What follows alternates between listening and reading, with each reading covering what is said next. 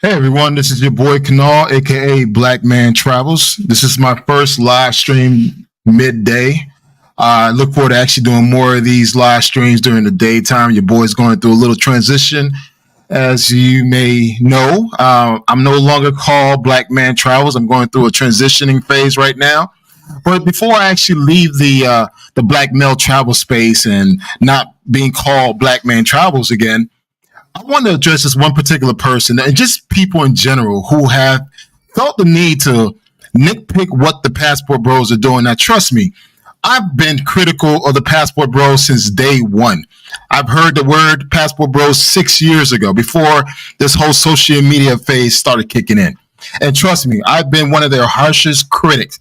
As a fellow Black man traveler, I've criticized the Passport Bros countless of time. I criticized the content creators.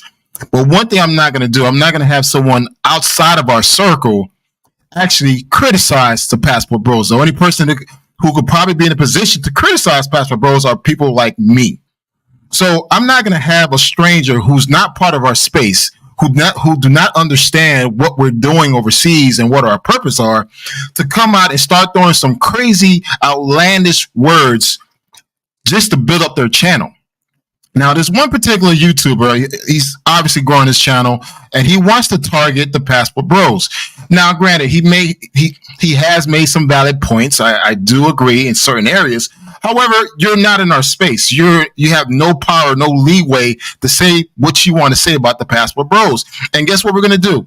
I and my fellow teammates, Fearless and Rolling Travelers, we're actually going to combat everything that you said about the Passport Bros. And again, certain things were valid. I completely agree with you. However, for someone who do not understand our space in regards to Black men exploring their options and Black men going overseas to live their best lives, you're not in a position to say anything about what we do overseas. Although I do not consider myself a Passport Bro because I've been doing this for more than 20 years. But I'm not going to sit back and let an outsider jump on this wave of criticizing or just throwing outlandish things that I'm hearing about what Passport Bros are doing when you're not even traveling yourself. And that's the problem that I have. You have a lot of people in this outside the space of the Passport Bros who are not even traveling, who've never experienced being outside the US, being overly critical about the Passport Bros. So I'm here to defend the Passport Bros for the first time. But again, I am critical on the Passport Bros, but I'm not going to allow someone outside of our group, our circle, and why we do things, why we travel, why we explore our options, either be business, lifestyle, relationship, or whatever he decides to explore. Why do you care? That's my main thing is if you're not part of the circle, why do you care what the next man is doing? That's the whole bottom line of this whole conversation, because I'm getting sick and tired of men and women who do not even travel, who do not understand what's out there and the value that we get by traveling overseas, that wants us to hate on us for traveling. So yes, this is your boy. Last time being called Black Man Travels. Shout out to Aaron Fierce. You're now the official Black Man Traveler. I'm no longer will be called Black Man Travels, but I wanted to partake in this conversation and call out this particular YouTuber who consider himself, in the male space for modern men and everything else. That, hey, listen, mind your fucking business, man. Why do you care what other men are doing overseas? And that's the problem. And that's the problem I want to address, particularly with Black men. We seem to always care what the next man is doing, and we need to stop that. So with that being said, let's bring up Fearless and Roland. Let's have this conversation. What's up, brother? I guess a new name and a new attitude is what yo. Fire. Good. Hey, man. Hey, it is what it is, man. I'm just tired, man. People always want to give their 2 cents about what men are doing overseas. Listen, if you don't care what men are doing, why do you continue to do videos and commenting? It's like, if you feel like, hey, you're a red pillar or a black pillar and you have all this game, that's good for you. If men are going overseas to explore their option, that means that's more women for you in the States. Correct. So what's the problem? Right. Facts. All facts. You got all this smoke right now. This video. Oh, go ahead, Ron. No, I said he got all this smoke going right now. Let's let everybody in on who this dude is and how he's sounding so arrogant about what he thinks he knows about brothers that travel overseas. So go ahead and run that film. All right. The brother's name is what is it? All Peel? The All Peel. God damn it. I done forgot his name already. Just roll the I don't give a damn to promote him, to tell you the truth. I don't want nobody going over looking at his shit. But I mean, at the end of the day, we'll tell you who he is in the back. But. Yeah, I think we got it in the thing. I think the issue is somebody who doesn't travel having a whole bunch of kickback for people who do travel. It's just like the people who always say, "Oh, this is the best place in America or the best place in the world." And then when you ask where you've been, they say, "I've never been anywhere." Like, well, how can you judge anything outside or what's going on outside when that's not even your expertise? The brother's name is the After Pill, just so you guys know who we're talking about. I was gonna say the After. We'll give him his cred when we get done, but yeah. I mean, guys, I say this. Listen, at the same time, he is a content creator, so I do want to support him. If you guys want to see some of his content, definitely check out his page. It seems like he talks about a lot of great things, inspiring brothers to go out there and become a better version of themselves. But listen, man, you degrading the next man, trying to build up the next man is not going to cut it.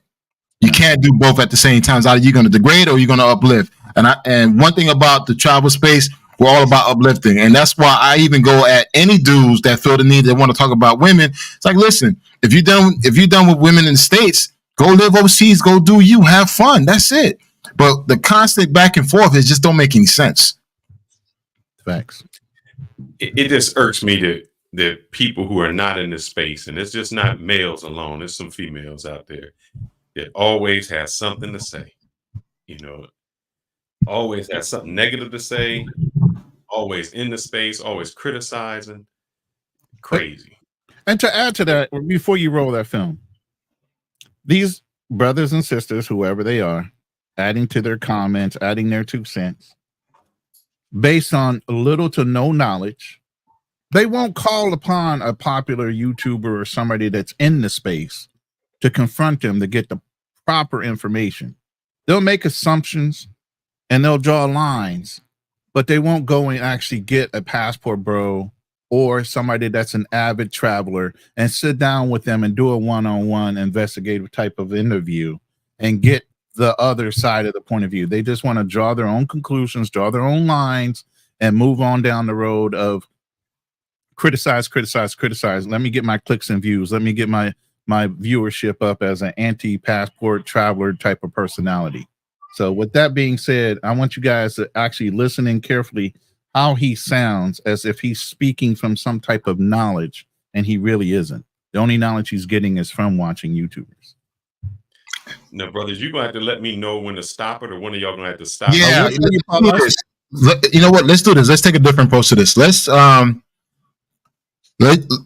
just play the first 3 minutes of it, because he really goes all in 3 minutes, then he kind of winds down a little bit. Then we're going to replay it back, but we're going to play sections of it so we can actually dissect what he says. Fantastic. Let's do this. That they're going to. It's the truth.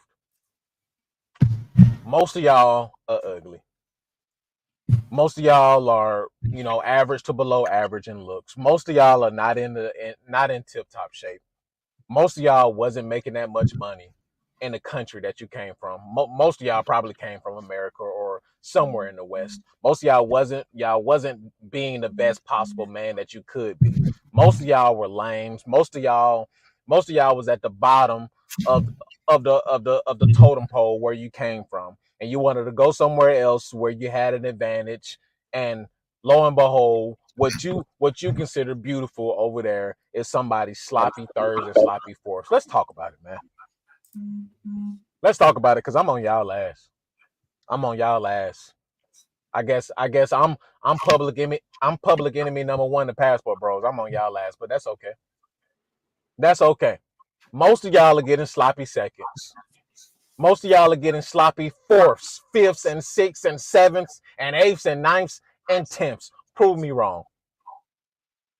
Prove me wrong, especially because here's the thing.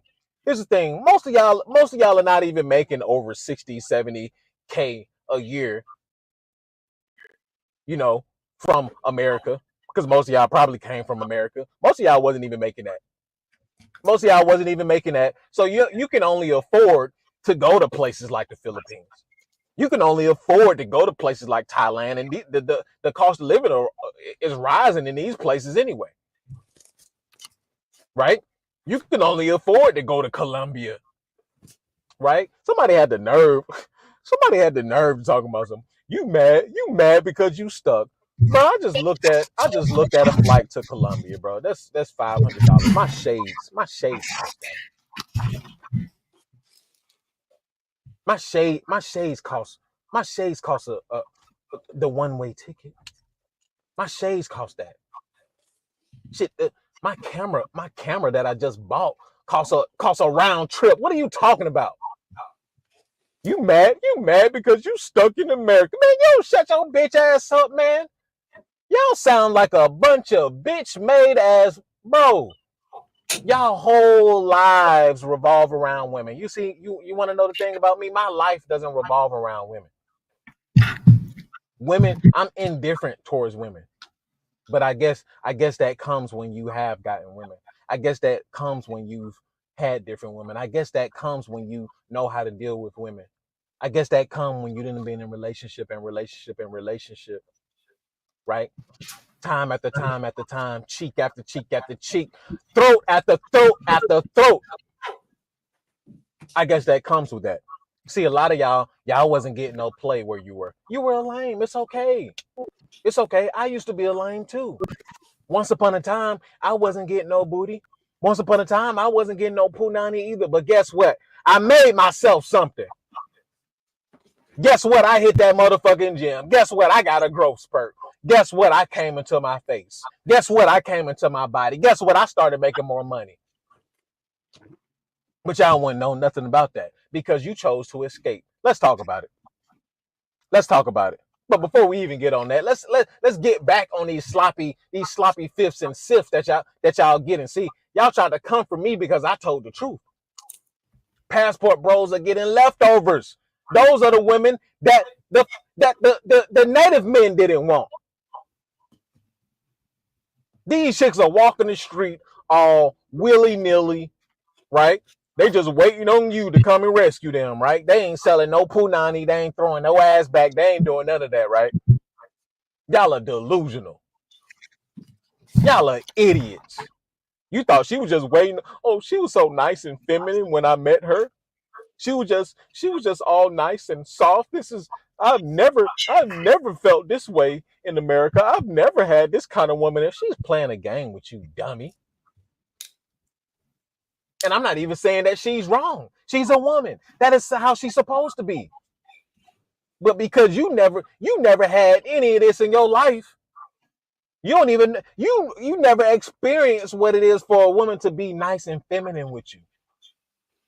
You never experienced that. Right? Because you never got any play. Because you never built yourself up to be something. Right? To be able to experience that side of women. Women do submit in America. Now I'm not saying that the American women are the best women to be had. That's not what I'm saying. I'm not saying that at all. But women will submit when you that guy. And most of you just wasn't that guy. Y'all wasn't. So you chose to escape. You thought you was the first, huh? Oh, you thought you was the second, bro. Some of y'all are the 50th, 100th, 1,000th man that has been in that coochie. Oh, you thought it was still tight, huh? Oh, she was so tight when I got in there. I had to be the first. I had to be the second. I had to be the third. Man, please. Man, please. Man, please. Y'all are not going into, most of y'all, 99% of y'all are not going into these small villages. Y'all are not going into these small villages where the less promiscuous women are. Y'all are not going into small villages. Y'all are going to where the tourists reside at. Y'all are going to the bigger cities. Why? Because that's where the majority of people are. And really, let's talk about it. Most of y'all wouldn't even be allowed. Most of you wouldn't even be allowed into these small villages. Most of you wouldn't even be allowed into this culture. Cut that. Most of you wouldn't even be allowed. It doesn't matter if you're white, black. What the fuck is he talking about? Not being allowed in villages? This is where you already know he doesn't know what the hell he's talking about. Most places are called province or provellas or all these different terms that you could possibly use depending on what part of the country you're in. What is he talking about? He doesn't have the slightest clue what he's talking about. That's why I'm just listening to what he's saying and how dumb he sounds. Right. But first thing first, let's look. He talked about his glasses is more expensive than a trip. Brother, your glasses cost about $150. If you're gonna spend glasses on some Ray-Bans, I say get one of these babies. Get one of these babies. This right here is about $600. So I need to get my sunglasses, man.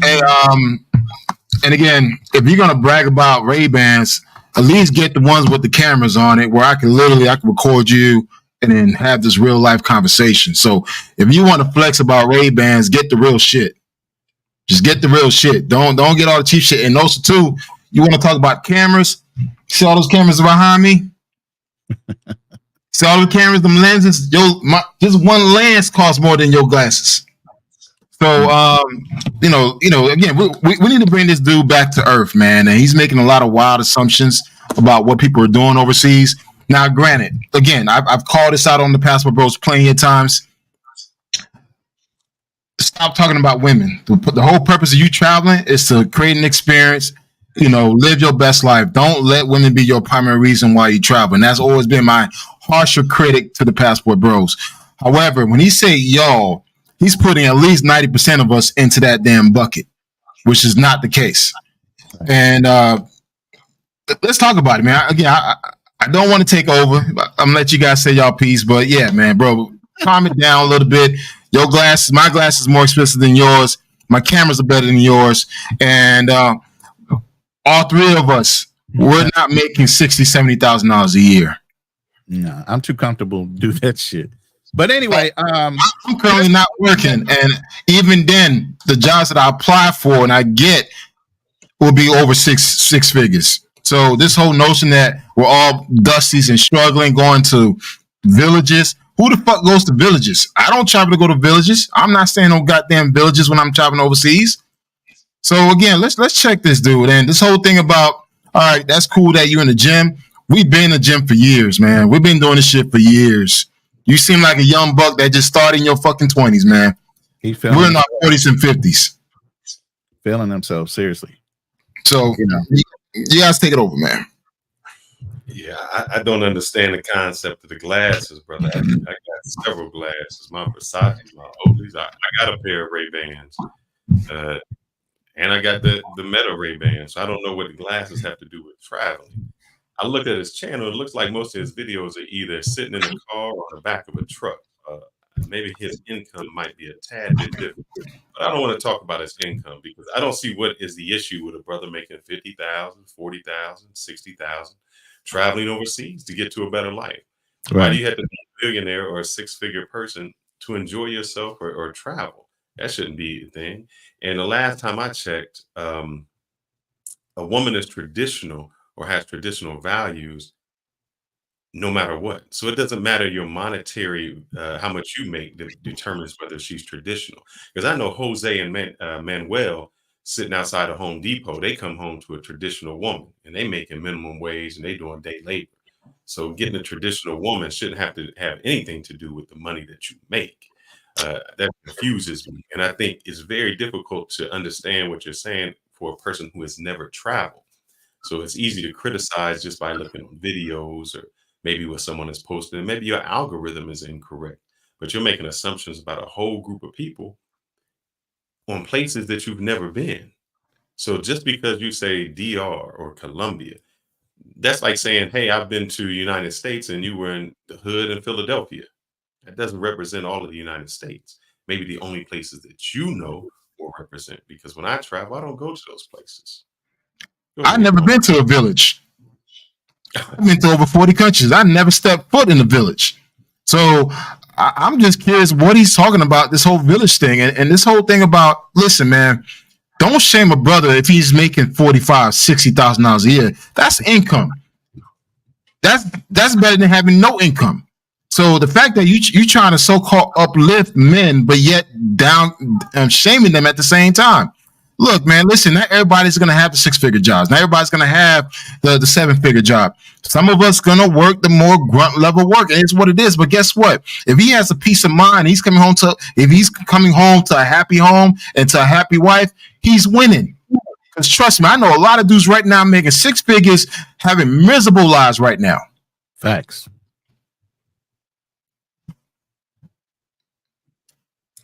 I think this is just somebody on the outside who's. I think everybody that's listening. Hold on, real quick. I think everybody is listening right now, and Drew G already pulled. This brother has some of the same talking points as a nemesis of the Passport Bros, and that's fine. His name Peso Man. If you listen to his style of delivery and some of the things he's saying, he sounds like he's trying to mimic Peso Man, but he's giving off a Derek Jackson feel to me. Sitting in the car with the sunglasses on. I mean, like I said, I went and checked out his YouTube channel to see how legit he was. Does a lot of workout videos, a lot of self-promotion when it comes to talking about, different subject matters. But, the proof is in the pudding. A lot of people say, hey, where are your receipts at? He has some kind of coaching thing. I don't know if it's for working out or whatever, but he seems to be reaching pretty far outside his depth to making all these broad statements in a whole community that's been established since damn near World War II. Before they were called Passport Bros, these guys are veterans, been traveling since I was 4. You can't tell me what I haven't gained from traveling the world, even having a greater appreciation of being in the United States after getting back from traveling. To see the advantages that we are blessed with here in the United States versus some of the things that some of these other cultures don't have, but living in a village and all this other stuff, man. Are you talking about living in a jungle somewhere? There aren't villages anymore, man. These are provinces, favelas. They might be poor, but there's at least they got running water. They got things going on. You talking about villages, man. What the hell? it just shows the amount of ignorance this young man has, as well as other people just like him that thinks that everyone's walking around barefoot with water jugs on top of their heads. Like, really? There's metropolitan cities, monorails, trains, everything you find in the States. These countries have it as well. So this whole perception, thinking that, hey, everyone's walking barefoot and living in huts, staying in a small village, man, stop that, man. Grab your passport and go out there and see the world, because trust me, a lot of these villages are running a whole lot better than excuse me. A lot of these villages are running a whole lot better than a lot of our black communities. And I'm saying that right now. Oops. Go ahead. I'm really trying to figure out what the issue he has. Let me ask, what is the issue that he has with Passport Bros? Because I don't know if he's saying it's the income. Is he saying the guys are unable? Because from what he said, people were unable to get girls here. The whole notion, he feels that Passport Bros are mainly focusing on too much on women, so they're escaping the United States to find easy pickings, and so they're not willing to work on themselves. So, hey, I'm gonna go overseas and find a chick that been ran down or ran through so many times to wife up, and that's far from the case. So again, all this reaching for the stars, just trying to paint a group of travelers a certain way is ridiculous, man. Now, yeah, are there some fuck shit behavior with some of the Passport Bros? Yeah, we've been calling that shit out from day one. But when you start saying, the majority of us, or the majority of travelers, that's far from the case, man. A lot of us are doing a lot good overseas than here in the States. Right. But also, you said something to the fact that as if United States girls aren't getting ran through. We know they get ran through. So, these girls here getting ran through all the time. That's why they don't know who they're, the pregnancy test. Who's your dad? I don't know. That's how Future got 8 kids by 8 different women, because they getting ran through. They don't care. So I don't understand what he's saying. Oh, you getting a girl that hasn't been ran through. That you get that in the United States. Do y'all want to play this from the back and get point by point, and then yeah, let's go ahead and do that, because keep on going. Y'all good with just those points? Yeah, because here from the beginning, because I missed some things. Okay, but let's go with Nate Gill right here. He said great content. He's talking like someone that hasn't been out of the States. At 58, I've been over 40 countries, and I am a better man for it. And that's what I'm trying to say. Yeah. So he has a long list. So just tell me to stop or stop it when. You know what is? Can you put that comment back up? I'm gonna tell you the benefits. Nate Gill. Let me tell you the benefits of traveling. I've been to over 40 countries. A lot of these countries, multiple cities. When I speak to people and I tell them I've been to so and so place, and especially that person's from that country, and I tell them what city, what province that I've been to, dude, the whole atmosphere changes. I don't know if you guys noticed that. Yeah. And also, too, one thing I've learned about traveling, well, I have become so patient. Like, I'm so patient, I'm so low key in regards to, like, okay, I see things differently. I don't see things from American perspective. Like, I try to empathize what we're going through, because I've seen poverty outside the U.S. Because, guys, yes, we have poverty here, but the poverty you see in other countries will shape you and make you appreciative that you're here in the United States. Absolutely. So, if anything, traveling opens your mind. It makes you more grateful, but also too, you just see things a whole lot different. You realize what's important, what's not. Like for me, I could care less driving a Range Rover or having the flyest kick. That shit don't mean nothing overseas. You know what I care about? I care about my health. I care about my family. I care about having good friends around me. I care about things that have no so-called societal value. Because I care less what goes on in the clubs. I care less what goes on in the streets. Because guess what? When I make my money and it's time for us to go out and have a good time, we're going overseas. It just makes economic sense to do that. Exactly.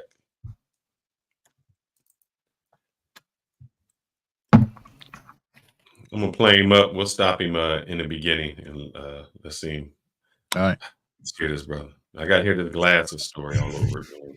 All right. Yo, if you guys are just coming in the room, please hit the like button. We're not asking for anything other than just hit the like button and enjoy the content. If you feel so led to do anything other than that, by all means, don't stop yourself. We're going to play this again. We're going to stop in between when he gets to some crazy points. Let's go. Passport bros are getting the leftover women in the countries that they're going to. Hey, I guess, can we stop right there? Yeah, we can stop there. We can stop there. Go ahead. Goodness gracious, man. I don't know what he means leftover. So one myth that it always says is people, the foreigners or the natives of that country don't want those women. Usually they do. When I've walked with women in other countries, I look at the guys who are jealous, who are like, man, you know, how did you come down here and get this girl? So it wasn't that they couldn't get them. It was just they didn't want them. Just like anybody, you always want something that isn't there, something exotic. And when you go to another country, the way you talk, like even if you've seen a black girl come to the United States and she talks in the British accent, you're like, damn, you sexy as hell. Just because the way she talks, because it's something different that you don't hear. That exoticness is what attracts you and them to Americans. So never getting the leftover. Sometimes you're getting the best of the best.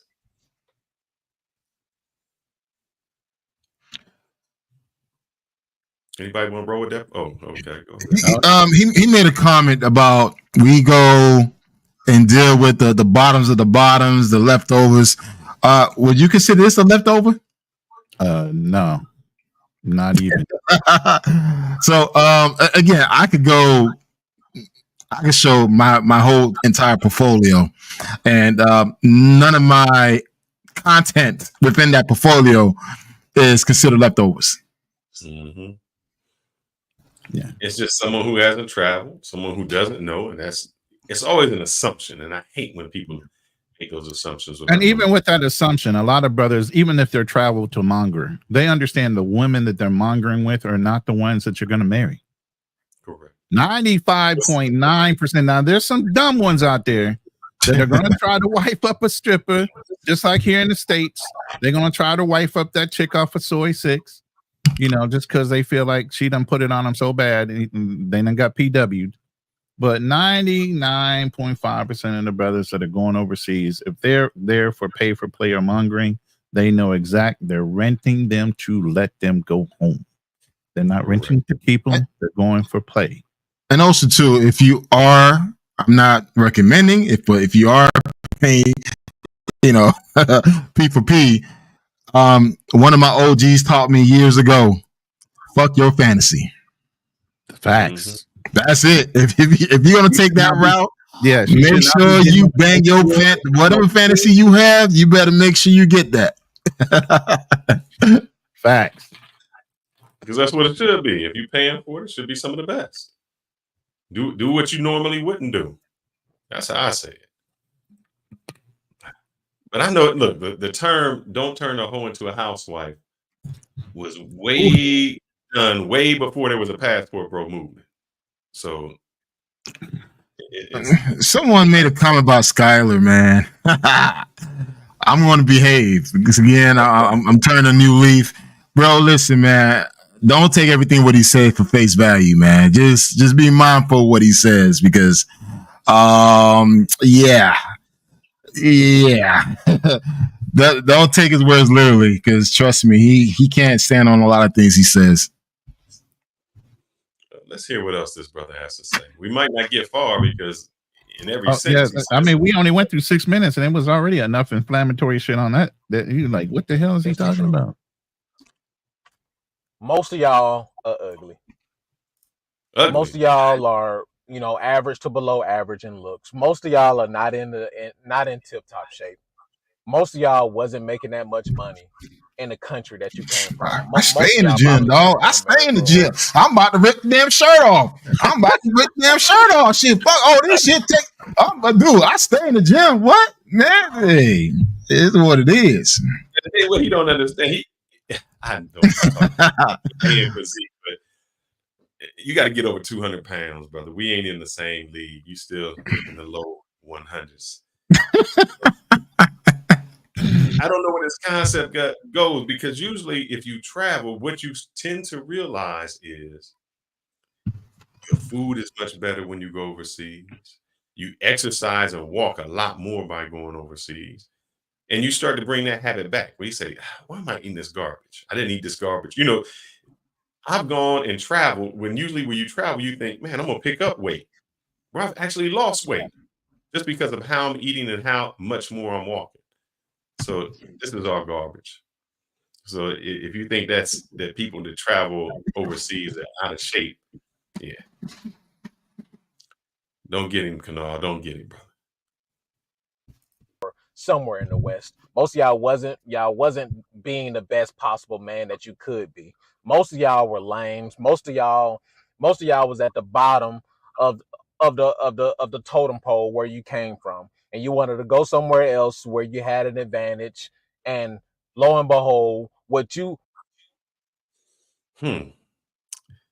I think we all want to go somewhere else where you have an advantage, wouldn't you? I mean, I know I want to put myself in the best, have the best results for me. So I always want to be somewhere where I have an advantage. That doesn't necessarily mean overseas. Why would I put myself at a disadvantage? That doesn't make sense, would it?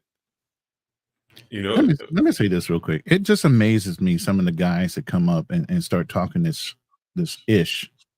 One, as a young man, I got married early. If you that damn successful, if you that damn put together that well, where's your woman? Where's your house? If you look at the background, the brother's sitting outside of some apartment buildings. Don't look too established to me. You shooting your mouth off about a lot of things, but you haven't grown up yourself. And that's why you sitting here shooting your mouth off about a lot of things you don't know about, making a lot of leaps and assumptions when you haven't even taken the time to experience it for yourself. How are you going to coach somebody when you haven't lived that life yet? This is the problem. You got a lot of young people trying to coach other people on certain things, and you ain't even lived your life long enough to experience some fallbacks, some setbacks. You got to learn from your setbacks. If you've been successful all your life, the first time you take a loss, a lot of people take losses really bad. You don't know how you're going to come back from that loss until you take a couple L's. Correct. I know some people that can't handle loss. All of a sudden, they get within themselves. They get depressed over a loss. Like, I ain't never, man, everybody loses sometimes.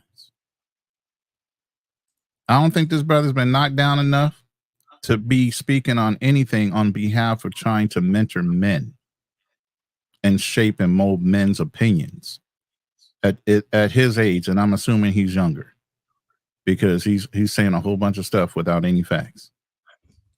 What really irks me, man, is I know someone else like this, and I hate that.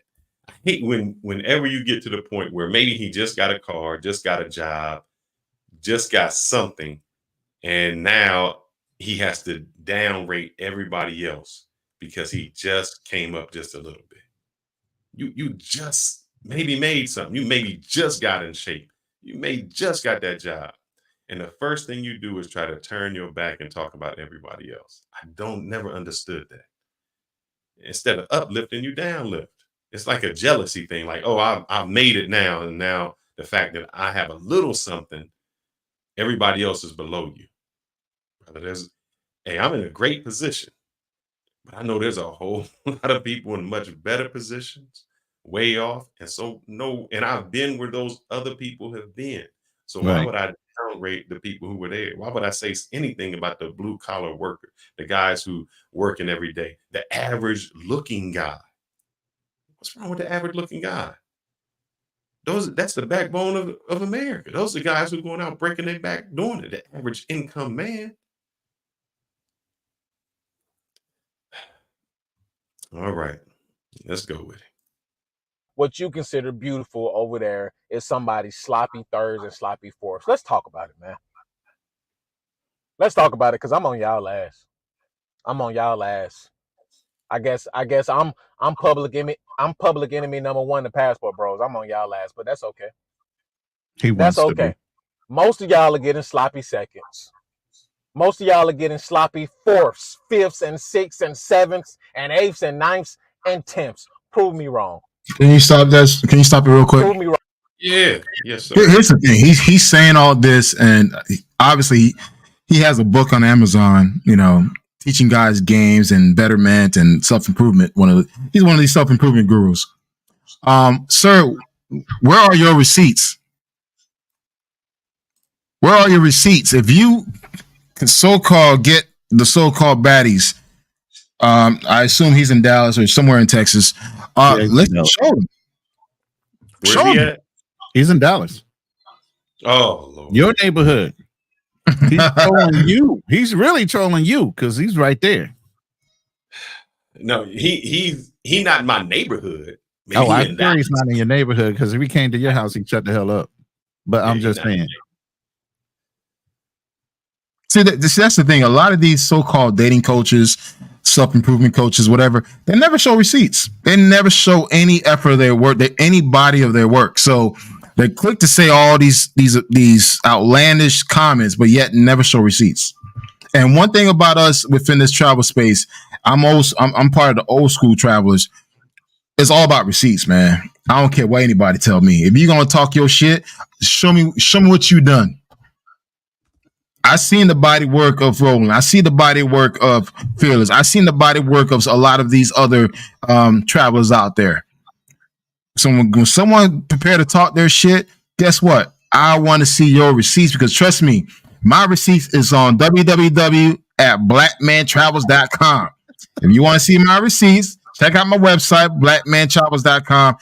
Trust me, there's tons of receipts for you to see. So, hey, I'm just saying. Before I go there, I know I mentioned something, and this is kind of important. I'm gonna play this other video with him. We talked about money, and I think this summed it up for me, and it changed my whole outlook on some things. And I'll share it with you in a second. I lost Vegas. I had him. Here he goes. Financially, that you would change that you did in the past that you regret? I would spend more money on vacations earlier. Yeah? Yeah. Why that one? Because you get old, you don't have as many opportunities to do fun things. Okay. Right. Okay. So you have responsibilities to take more trips, jump off cliffs at Rick's Cafe, go snorkeling, stuff like that. Okay, right on. Right Builds on. memories. Right on. Don't buy things either. Buy memories. Don't buy shit. We have enough shit. Right. That's the best advice I have. You know what? Can I comment on that? What's that? Can I comment on that? On that TikTok? I was going to say, I know what he's talking about because I jumped off of Rick's Cafe and I wouldn't have done it 10 years from now. So go ahead. I'm going to say this, guys. I'm glad that I was able to travel and see all the countries that I wanted to see. Now at 46, my desire of traveling is slowly coming down because I have a 1-year-old. So my days of traveling on the wing, just, jet setting to different locations on the fly are pretty much over because now I have a new responsibility. But guess what? I have no regrets. These past 15, 20 years, man, I traveled. I've seen the world. I hooked up with Fearless in multiple countries. I mean, dude, I have no regrets. But I do see as I get older that the desire is not there as much as when I was, 5 years ago and so forth. But I'm going to say something different on that. I don't think that's it. I think not the desire isn't there. I think your priorities in how you travel may be different. Because if you have a child, you say, you know what, man, I ain't trying to go to no 4x4. I don't need to go on the beach with this. I'm trying to take my child to see something culturally. I want to create a memory. So when they get older, they look back and say they have been somewhere and they can always associate those places with me and my father went here. Me and my father went here. We discovered this together. So those are the differences. And I think we don't do a lot of that. We do not try to create those memories. And it's sad because somebody like the man we covered yesterday, Jay Rillo, man, how can you go to a country so many times and stay on the same fucking street and strip and never discover it? I mean, what kind of memories do you have that you can present? It's ridiculous to me. But all right, we'll bring him back up. Especially because here's the thing. Here's the thing: most of y'all are not even making over 60, 70K a year. You know, from America, because most of y'all probably came from America. Most of y'all wasn't even making that. So you can only afford to go to places like the Philippines. You can only afford to go to places like Thailand, and the cost of living is rising in these places anyway, right? You can only afford to go to Colombia, right? Somebody had the nerve to talk about something. You mad because you stuck. Bro, I just looked at a flight to Colombia, bro. That's $500. My shades cost that. My shades cost the one-way ticket.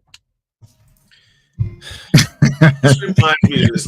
Chicks that always say this: I can have any dude I want. I could be married right now if I wanted to. And then you say, well, why aren't you married? My shades cost this. I can go to Colombia anytime I want. Then why haven't you been?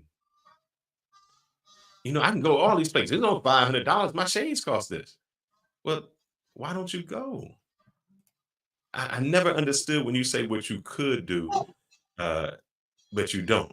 And as Christmas is approaching, my father would always say, if ifs and buts was candy and nuts, we'd all have a great Christmas. I remember that one. Yep. And it's these people always saying what they could do, what they should do, what everybody else is, but they're not doing. So you don't seem to be a man of action. You seem to be a man of words. Yeah. I don't see from his My shades cost that. Mm-hmm. You want to say no, go something? ahead. No, I was just saying I don't see that from his content at all. No. My camera that I just bought costs a round trip. What are you talking about? You mad because you stuck in America. Man, you don't shut your bitch ass up, man. Y'all sound like a bunch of bitch made ass bro. Y'all whole lives revolve around women. You see, you want to know the thing about me? My life doesn't revolve around women.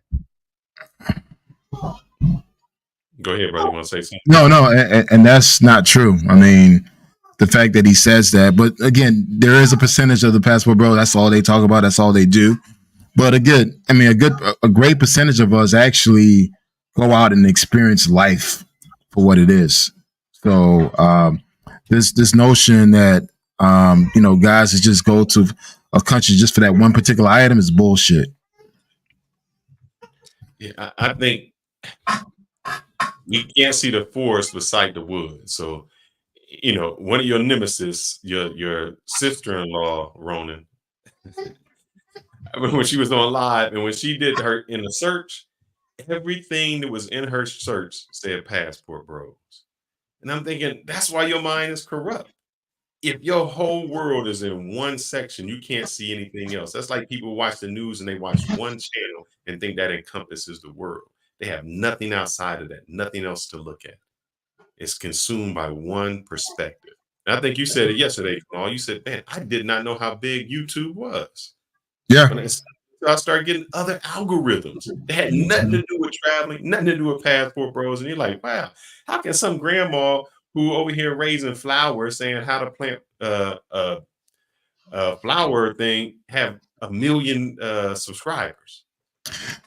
Let me tell you guys something. There are channels where people will watch other people clean their houses.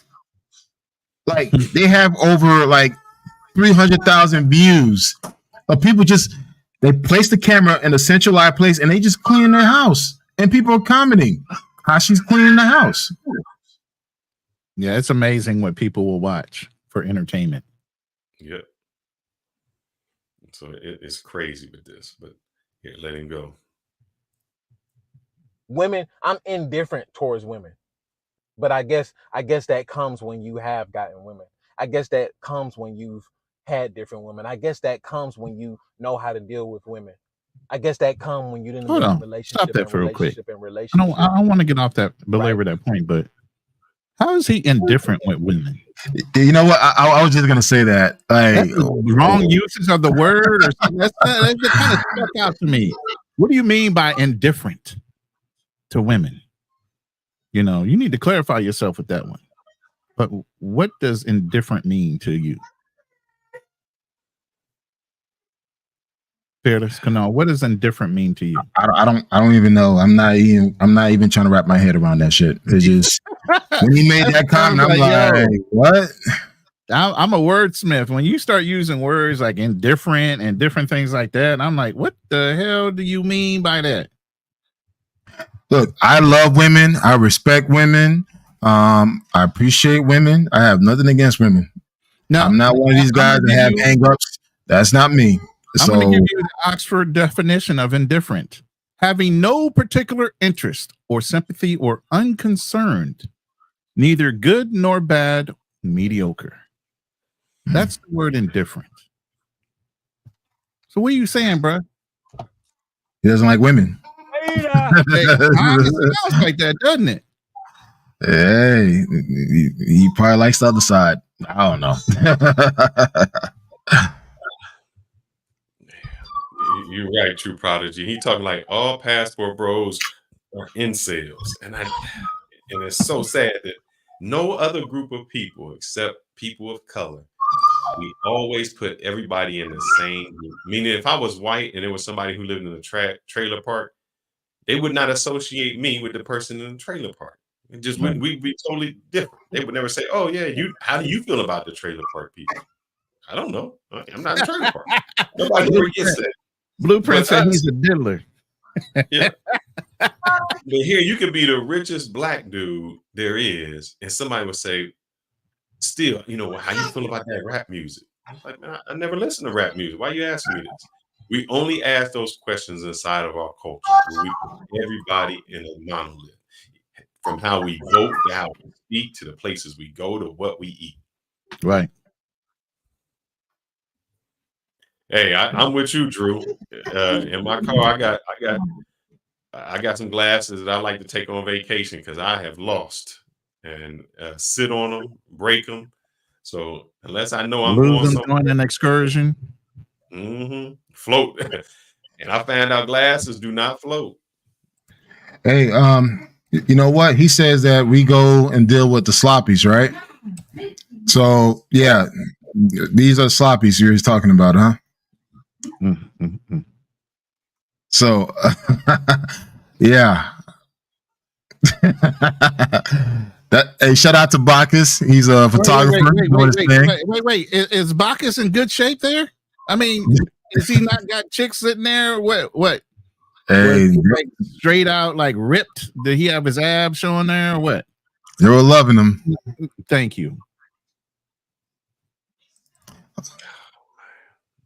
We'll keep going with this, brother. I'm looking at hold up. He's saying that we messing with sloppies, right? You know, who said that? That's what he says, right? The 10 sloppy, 40 sloppy, 60 sloppy. Yeah. No, bro. Not from I mean, here's the thing. You two brothers are married. I'm about to go and possibly be married. So we're even in the mindset that we're going to find wives, which is a contradiction to even what he's talking about. Now, we saw another video I sent earlier. You guys didn't see. He did something with Sunshine Shoulders, and he was using Sunshine Shoulders to build a case against the passport bros not being prepared to go to certain countries. And while, I mean, Sunshine Shoulder always brings out great points with dealing with people specifically in the Philippines, he's not experienced any of those things. So you using somebody else's travel experience to try to pull a point, go over there and experience it for yourself. Just like these men right here on the panel, go get married.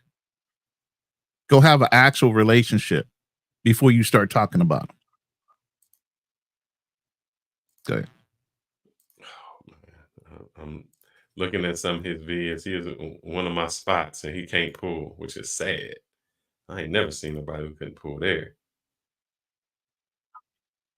But I'll play it. Here we go. Time after time after time, cheek after cheek after cheek, throat after throat after throat. I guess that comes with that. See, a lot of y'all wasn't getting no play where you were. You were a lame. It's okay. It's okay. I used to be a lame too. I believe Once it. upon a time, I wasn't getting Still no is. booty. Once upon a time, I wasn't getting no punani either. But guess what? I made myself something. Guess what? I hit that motherfucking gym. Guess what? I got a growth spurt. Guess what? I came into my face. Guess what? Congratulations for doing something you were supposed to do as a man any fucking way. You made yourself into something. All men are supposed to shape themselves into what they are supposed to be. Congratulations that you did that. What does that got to do with the price of fucking beans? Nothing.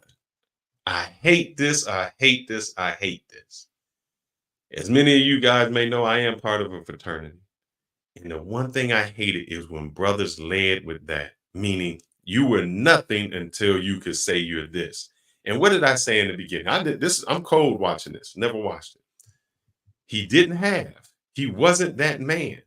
He couldn't code approach, couldn't talk, probably was overweight, no confidence. And so what happened? He what's the favorite word your man used? He what does QB say? He looks maxed. He gym maxed out. He went gym max and look max, and he does everything maxing. He's trying to look max. And he get to a certain point where somebody paid a little bit of attention to him. That somebody gave him a compliment. That he made a little bit more or done something else. And now he tries to downrate everybody. Bruh, you just coming in. As everyone would say, bruh, you trying to go where I've already been. What you saying? I don't want to even go to the Similac deal. You still wet behind the ears. You still got Similac and milk on your breath, bruh. You have not experienced life enough to be trying to tell everybody how to fucking move or even what the fuck to say. I'm sorry. The fact that he's wearing shades inside a car, and that tells me about everything I need to know. Come on, he is outside. You know what I'm saying? No, but you're inside the car. There's really no need. It seems like he's parked underneath a tree. I mean, yeah.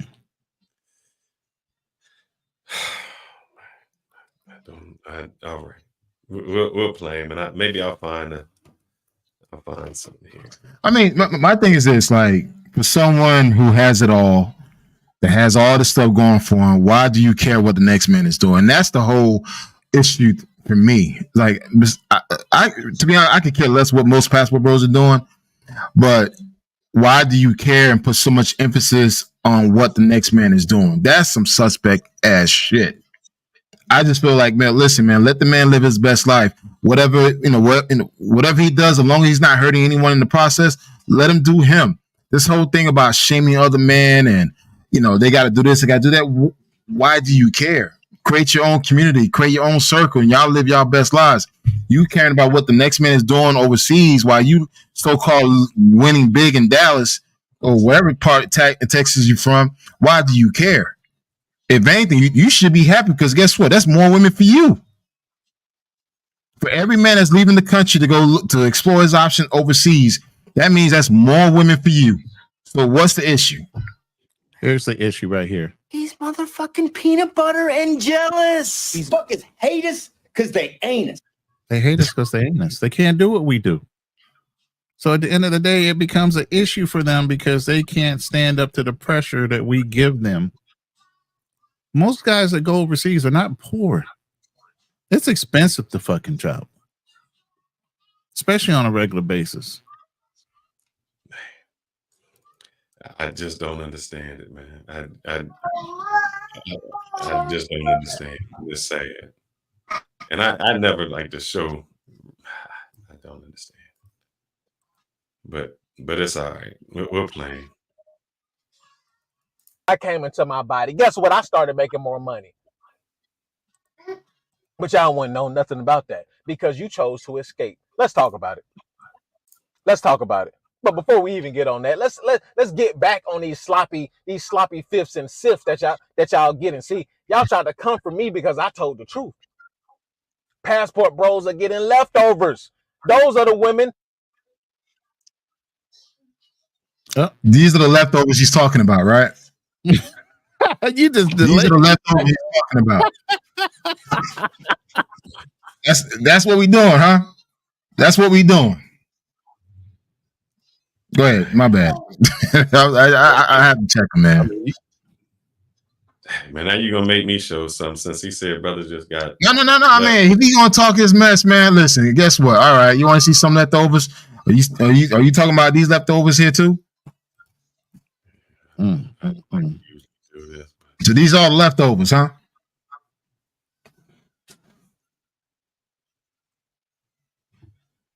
Okay. Well, Man, y'all brutal.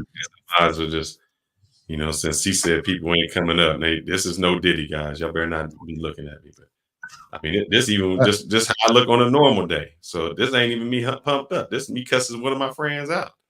So I'm just letting y'all know this is just how I'm built. I know y'all see me behind this chair and y'all don't see nothing, but that's how I'm built, man. So he just coming up to a place we already been. Neither here nor there. Let's see, brother. Let's see. You arriving. The native men didn't want these. Yeah, again, these are the leftovers. Y'all keep interrupting the fuck out of here. These are the leftovers, man. I'm just saying these are leftovers. Oh man, and I'm sorry, Mr. Bacchus is a great guy, great personality, and guess what? Sometimes personality wins over body. Yes, it does. All right, go ahead. I'm sorry.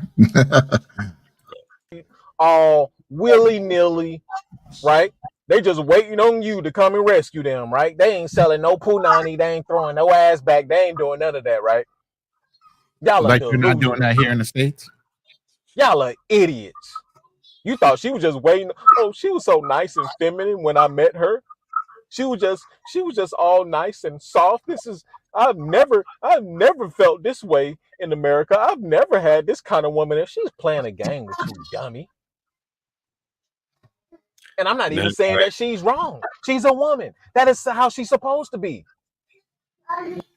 Not that I want to agree with him, but I will agree with him at this point. There are a lot of guys who were probably just like him, who did not have any confidence, who did not get any type of girls, who had nothing, and then they go somewhere, and then all of a sudden, now it's like now she loves me.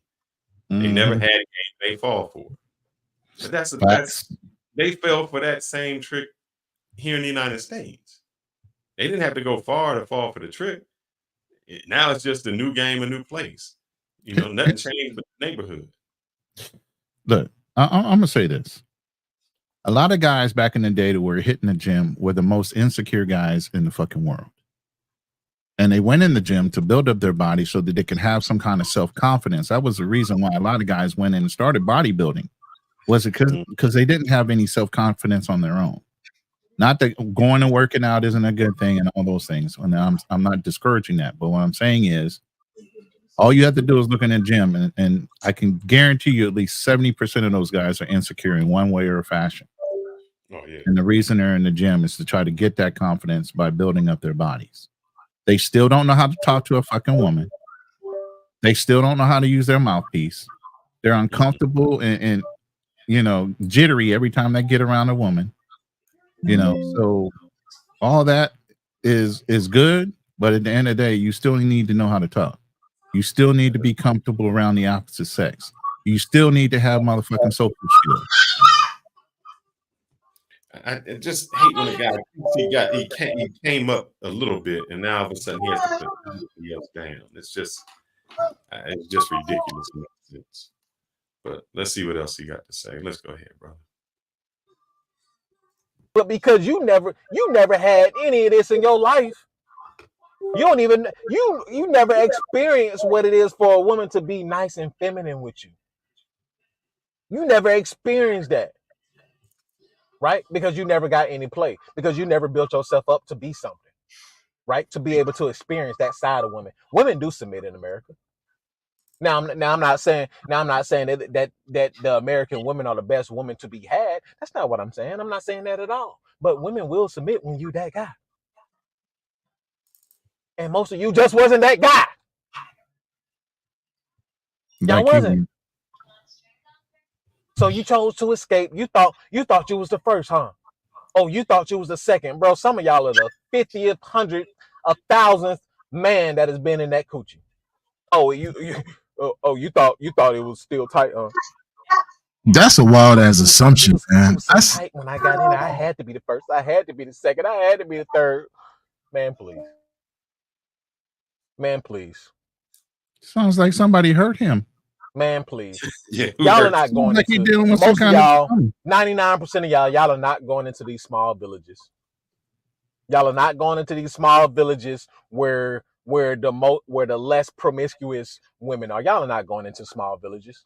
Y'all are going to where the tourists reside at. Y'all are going to the bigger cities. Why? Because that's where the majority of people are. And really, let's talk about it. Most of y'all wouldn't even be allowed. Most of you wouldn't even be allowed into these small villages. Most of you wouldn't even be allowed into this culture. Most of you wouldn't even be allowed. It doesn't matter if you're white, black. What do you mean allowed? Like, this dude don't even know what goes on. Like, what he means allowed? The stupidity, man. It's just. But the thing is, if you're smart, why would you go into a small village where you don't know anything? That wouldn't be a smart move anyway. To go to some place that's remote in the mountains. Unless I got a tour guide, I'm not going there.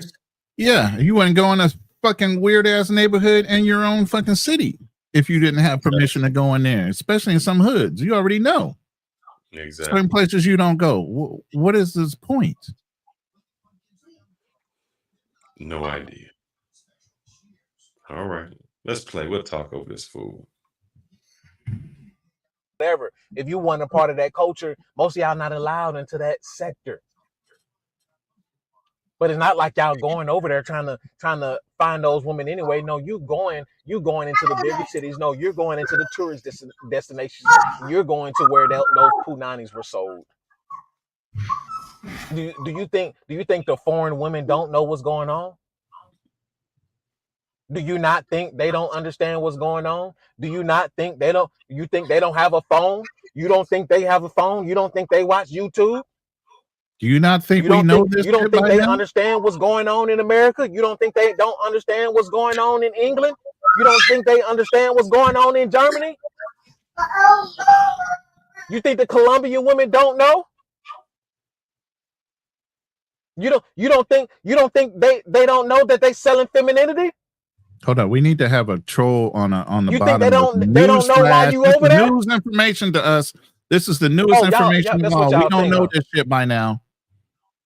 Y'all in for a rude awakening. No, sir. I'm going to quote Pablo Frescobar. My whore is better than your wife. Hey, you know what? I got something to share real quick. This is a village that I went to in Colombia, and that village is called Cali. And man, I had a great time in this village. They were burning fire. Yeah. They were cooking, killing animals with sticks or whatever. Dude, this is the best village that I've ever been to. Well, you granted permission? They let me in this village. They let me in the village. Oh, this is the village. Goodness. This is the village that got me in. That village looks really poor. They don't look like they don't know what they're doing. Yeah, this is a village. It's crazy to me. That don't look like what he's. That's a village. That's a village. Oh damn, that village is shaking. Earthquake in that village. They had an earthquake going on. Yeah. Call the weatherman. Call the weatherman for that. This dude is crazy.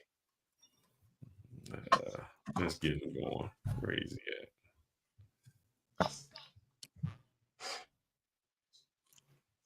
See, when you've been on every side of the field, you understand how the game plays.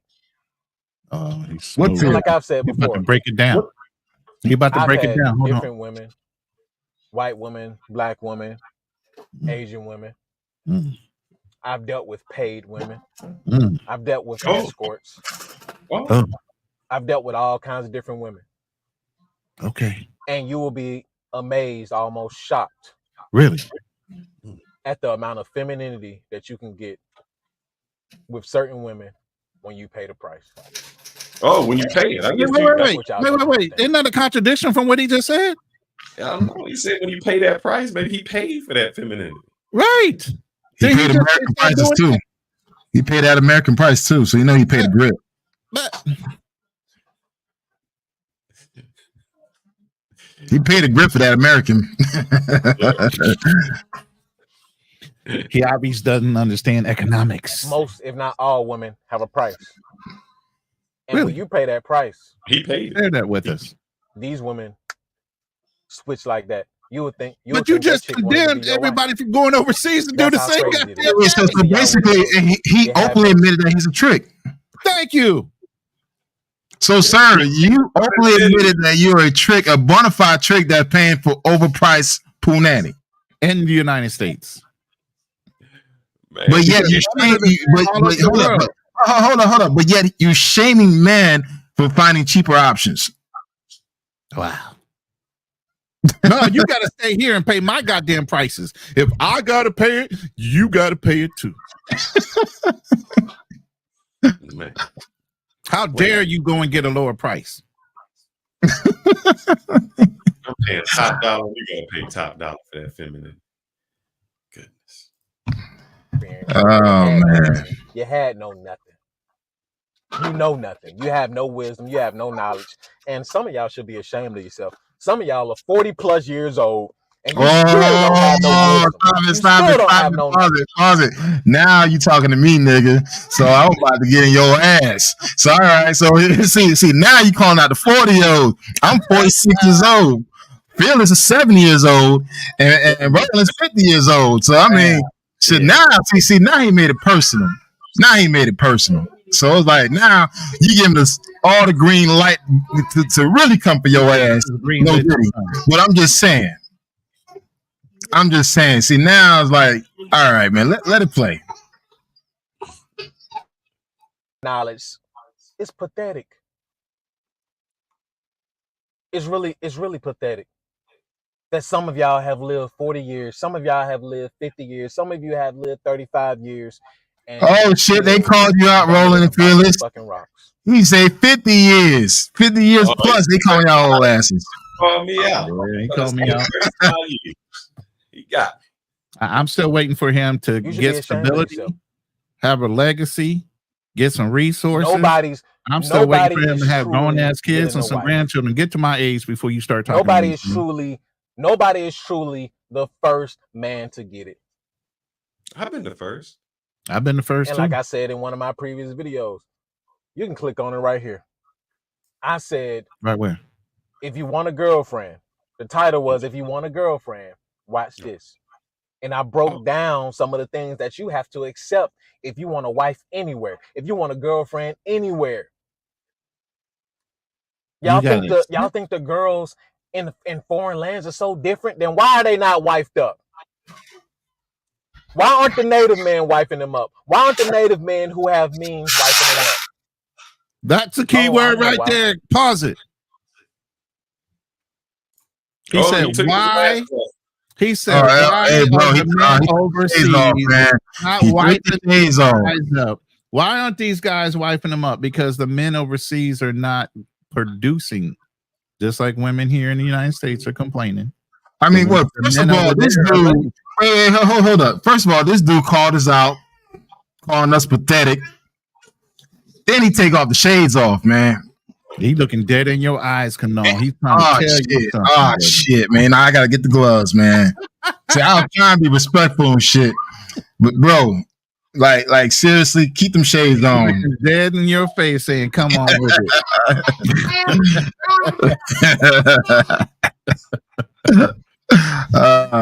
Oh man, why is your wife talking about us like that, man? Old bald-headed dudes. Okay, look at the eyes, man. Like this dude.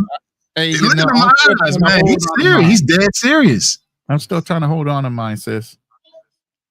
And yo, no offense, it's been a long time I see the dude just sporting the mustache. What? It's been a while that I seen a guy just sporting the mustache by itself. Well, he got a dirty little like goatee down there too. He just hasn't trimmed that shit up. I mean, this dude's the character, man. And the sad thing about this, people are actually listening to this man. Women. That's why. Oh, the lens is right here because they're the leftover women. It's your shot. You don't know where your shot Y'all are is. not You getting know the where your baddest of the camera is. bad. See what y'all consider an 8. What y'all consider 8. See, here's the thing. Y'all It's don't Nick know Ty. what He it said they is right. I give to up. get a I'm top never tier woman. traveling again. Y'all don't know what a top tier woman is because you never had it. You ain't never paid for it. You ain't never naturally got it. You ain't never got it in your life. So when you get over there, the only thing that appeases you, the only thing that really stands out to you is because she's foreign. So in your eyes, you think she's an 8. You think she's so top tier. Oh boy, look at her. Oh boy, her hair is jet black. Oh boy, she's so thin. Oh boy, head ass. Y'all don't know. Y'all never experienced something. So when you get over there, you think, oh, she's nice. She's an 8. We're She's a gonna open up 9. the panel here in a minute. She's a 7. Oh my God, I've never seen so many beautiful women over here. I've never seen so many beautiful women over here. And then what's so crazy? Most of the women that y'all dealing with are paid women anyway. Those bona fide 8s, those bona fide 9s that y'all claiming that y'all getting, they paid women. We already know what's going on. Why we sitting here pretending? We already know what's going on. Then the wives, the ones y'all going over there and wiping up, they still leftovers. You don't think women can you don't think beautiful women can fix themselves up and sell themselves to whatever idiot that's willing to pay for it? You don't think women do that here in the United States? Y'all don't. Okay. Because I mean, does he not realize that women do that here in the United States? Y'all still so in love. Y'all want a woman to love y'all so bad. It's so pathetic, man. Yeah. Because this is what it all comes you're down indifferent to women. Y'all women. want a woman to We know love what y'all that so word means, bad. right? Nah, we ain't doing it no more. I'm sorry to burst y'all bubble. Y'all can go over to another channel who's gonna sell y'all ass a dream, right? Y'all can go over to another channel who's gonna sell y'all delusion and all that stuff. Y'all might want to go check out some of the women's channel. I think y'all will fit best over there. Because we ain't doing it over here. We not selling dreams over here. We selling the truth over here. That's what we doing. What's the truth? See, a lot of y'all just ain't that guy. So whatever you think is an 8 is really a 4. But I'm sure you have a way to make whatever us that guy, right? Whatever you think is a 5 what you selling over us there today? is probably lower than that. Right? Y'all don't know nothing, man. I got a question. Well, somebody has a question. He says, why do they have to be called Plantation Bros? So I'm gonna let Kanal start off with that. What you said? What was the question? He wants to know why they call them Plantation Bros. It's because they so in hatred of brothers that actually have passports and the ability to leave this country. They want to keep you here. So they want to keep you here in the United States. They want to keep you trapped. They want to keep you in their system to where you're held under a control system that you have a little more freedom when you go overseas. So Plantation Bros just means they're trying to talk you out of exercising your rights to use your passport to go other than staying here. Look, I think it's more of a jealousy thing, to be honest. The fact that other guys are able to actually do things based on their terms and they aren't able to do that. So if you so call winning in life in Dallas or whatever city that you're from, why do you care and put so much emphasis towards men that want to explore other options? Like, if anything, you should be happy because of that, because that's giving you more options to pick from. But somehow they think that, convincing guys to stay here and sell them a course or something along the lines where they could benefit from their misery, hey, that's the better option versus you taking your talent and going overseas.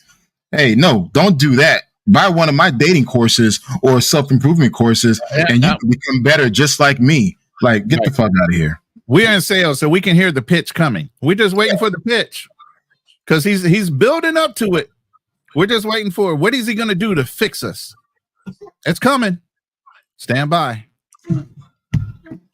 So let me see. Why would I say he's the Plantation Bro? So let me see if I can find out here. I'm sorry, brothers. I was somewhere. Where am I at? Here we go. Got too many windows open over there, bro. Lock that shit down. Yeah. But this is one reason why. Let me see if I can share. So that we can't let it. No. Like this. We can't let them passport bro leave that plantation. So what happens is a lot of brothers get so comfortable where they at. They so afraid to escape. Yes, master. Like Max said, when he said yes, we sick. Yeah, the plantation bro doesn't say, Master, your house on fire. He said, Master, we's house on fire. Yeah. And so they become so acclimated to how things are that they are afraid to leave. And it's not being comfortable. They're happy with the crumbs that somebody has given them. And so with those crumbs, they just say, man, I can, this is where I'm at. I'm happy. And so the people who have left that plantation said, no, there's something way out there that's a lot better. You know, that I just can't do that. And so he's still, this is him. You know, he the person that's going to tell on you. This him right here. He going to tell on you. Something happened. That brother like, there you go. Master, he running away. Go get him. Go get him. Go get him, Master. So upset that another brother's leaving you and you're going to stay there because you're happy with the crumbs you're getting. That's why we call them plantation guys, because they happy with the establishment that they have, because they so afraid to leave where they at because they don't know what's out there, what's beyond there. And that's really the beta man. So when we say alpha and things like that, it's usually the people who are adventurous to say, man, I'm trying to try something else. I'm going to do something somewhere else. That's right. You know, I think he did. Did he play in this movie? Yeah, this him played in that movie. We'll do this. That brother did play here. This is what he looked like. This is when he mad. Y'all know what it is. You don't outdid yourself on that one, bro. So when we say a plantation, bro, that's what we mean. Let's see what else. And it shows. It shows. You mad because the chicks over there selling cheeks is an impoverished country. What you think is going on? What you think is going on? I said in my video, if you want a wife, if you want a girlfriend, these are the things that you have to accept. Did I say that you couldn't find a wife? No. Did I say that you couldn't find a girlfriend? No, I didn't say that. But can I do something? I don't know. I know we on this guy. I mean, we're on him, so that's not an issue. I'm just curious. So now I know we're gonna switch and we'll switch back. I just want to know this video for because that's what he's saying about a girlfriend. I'm just curious what he's right. We understand that women have access to top tier men, no matter if you're attracted to them, no matter if I'm attracted to them, and especially if they are attracted or attractive. He said, how you get a girlfriend? Relationship, I'm gonna find out. You still want that marriage? Guess what? You're going to have to accept the fact that she's coming with a lot of bodies. I never had to accept that. You gotta accept it. Wait. You must submit to the idea that your woman is a hoe. It's a 304. You're going to have to accept the fact that everybody has been talking going on here. You're going to have to accept the fact that as soon as she come out of college, it's a done deal. See, a lot of y'all want virgins. That's what y'all want. Y'all want these sanctified virgins and quote unquote good girls. Listen, guys, it's not happening. It's not happening. And here's who said who wants that? Who said who wants that? He did. He said. He said we did. He's the judge, you know. Yo, who's this play dog? Pause it real quick. She can be a reformed hoe. He's in my room, but a reformed hoe. Who is he? So we still here. That's one of your boys, Roland. He's in my room, but I don't know the guy. But I'm just asking, what do you mean by why are we still here? You know, this is our platform, you dumbass. But no. I think he's saying we're here in the plantation. I think that's what he's saying. Oh. Yeah. Well, we actually live here. You amped up a little too much. No, everybody ain't. Hey man, you know, dude, man, I don't, you know me, man. I have zero patience with certain I already stupidity, know. man. And that Zoe blood is all turned up right now, so y'all better watch it. He might come out with a machete next. Oh yeah, it's on standby. It's on standby. We're still in the plantation because we still live here. We still have lives here. Right. No. Let me answer that because I think you're answering that wrong. The plantation is a mentality, my brother. It's in here. Plantation is up here. It's where you say I can't go anywhere. These are, as you hear him saying, these are the type of women you can only get. You can only get born again virgins, reformed hoes. Why are you going to explore other places? So this is where the plantation is at. Single mamas with 3 kids and 3 baby daddies. The entire world brought back that, done that, everything he's saying, we've done it. So we no longer have that mentality of a brother who says what he's saying. So we no longer on the plantation. That's why. Let's see how else we get a girlfriend. My apologies for saying that outlandish word. I just got to hear when he said reformed hoes. Hold up. I don't know what he meant. And here's another kicker. She could have turned her life around. She can be a reformed hoe. She could have went to church and got baptized and all of that, right? Jesus saved her. We all know if you're a Christian, you know what the Bible say, right?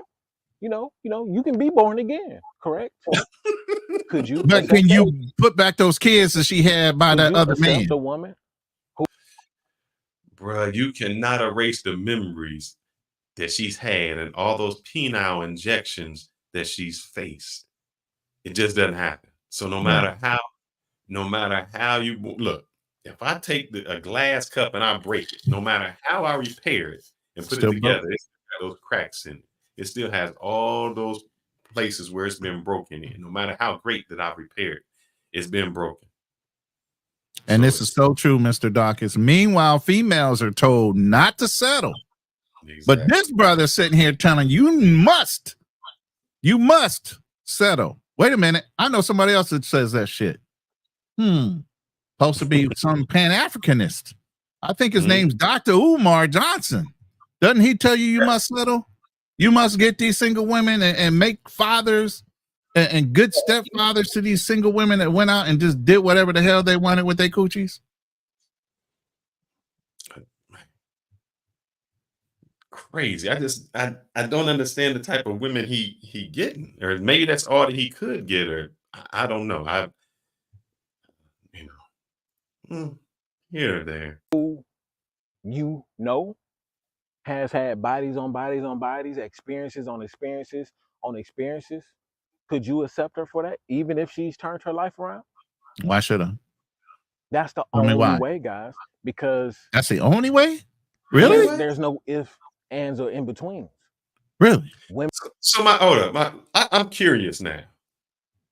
If I need to accept this woman who's had bodies on bodies on bodies, who is a reformed hoe, born again virgin, 3-time baby mama with 3 fucking baby daddies. No. What I'm saying is, why can't I just accept that going overseas?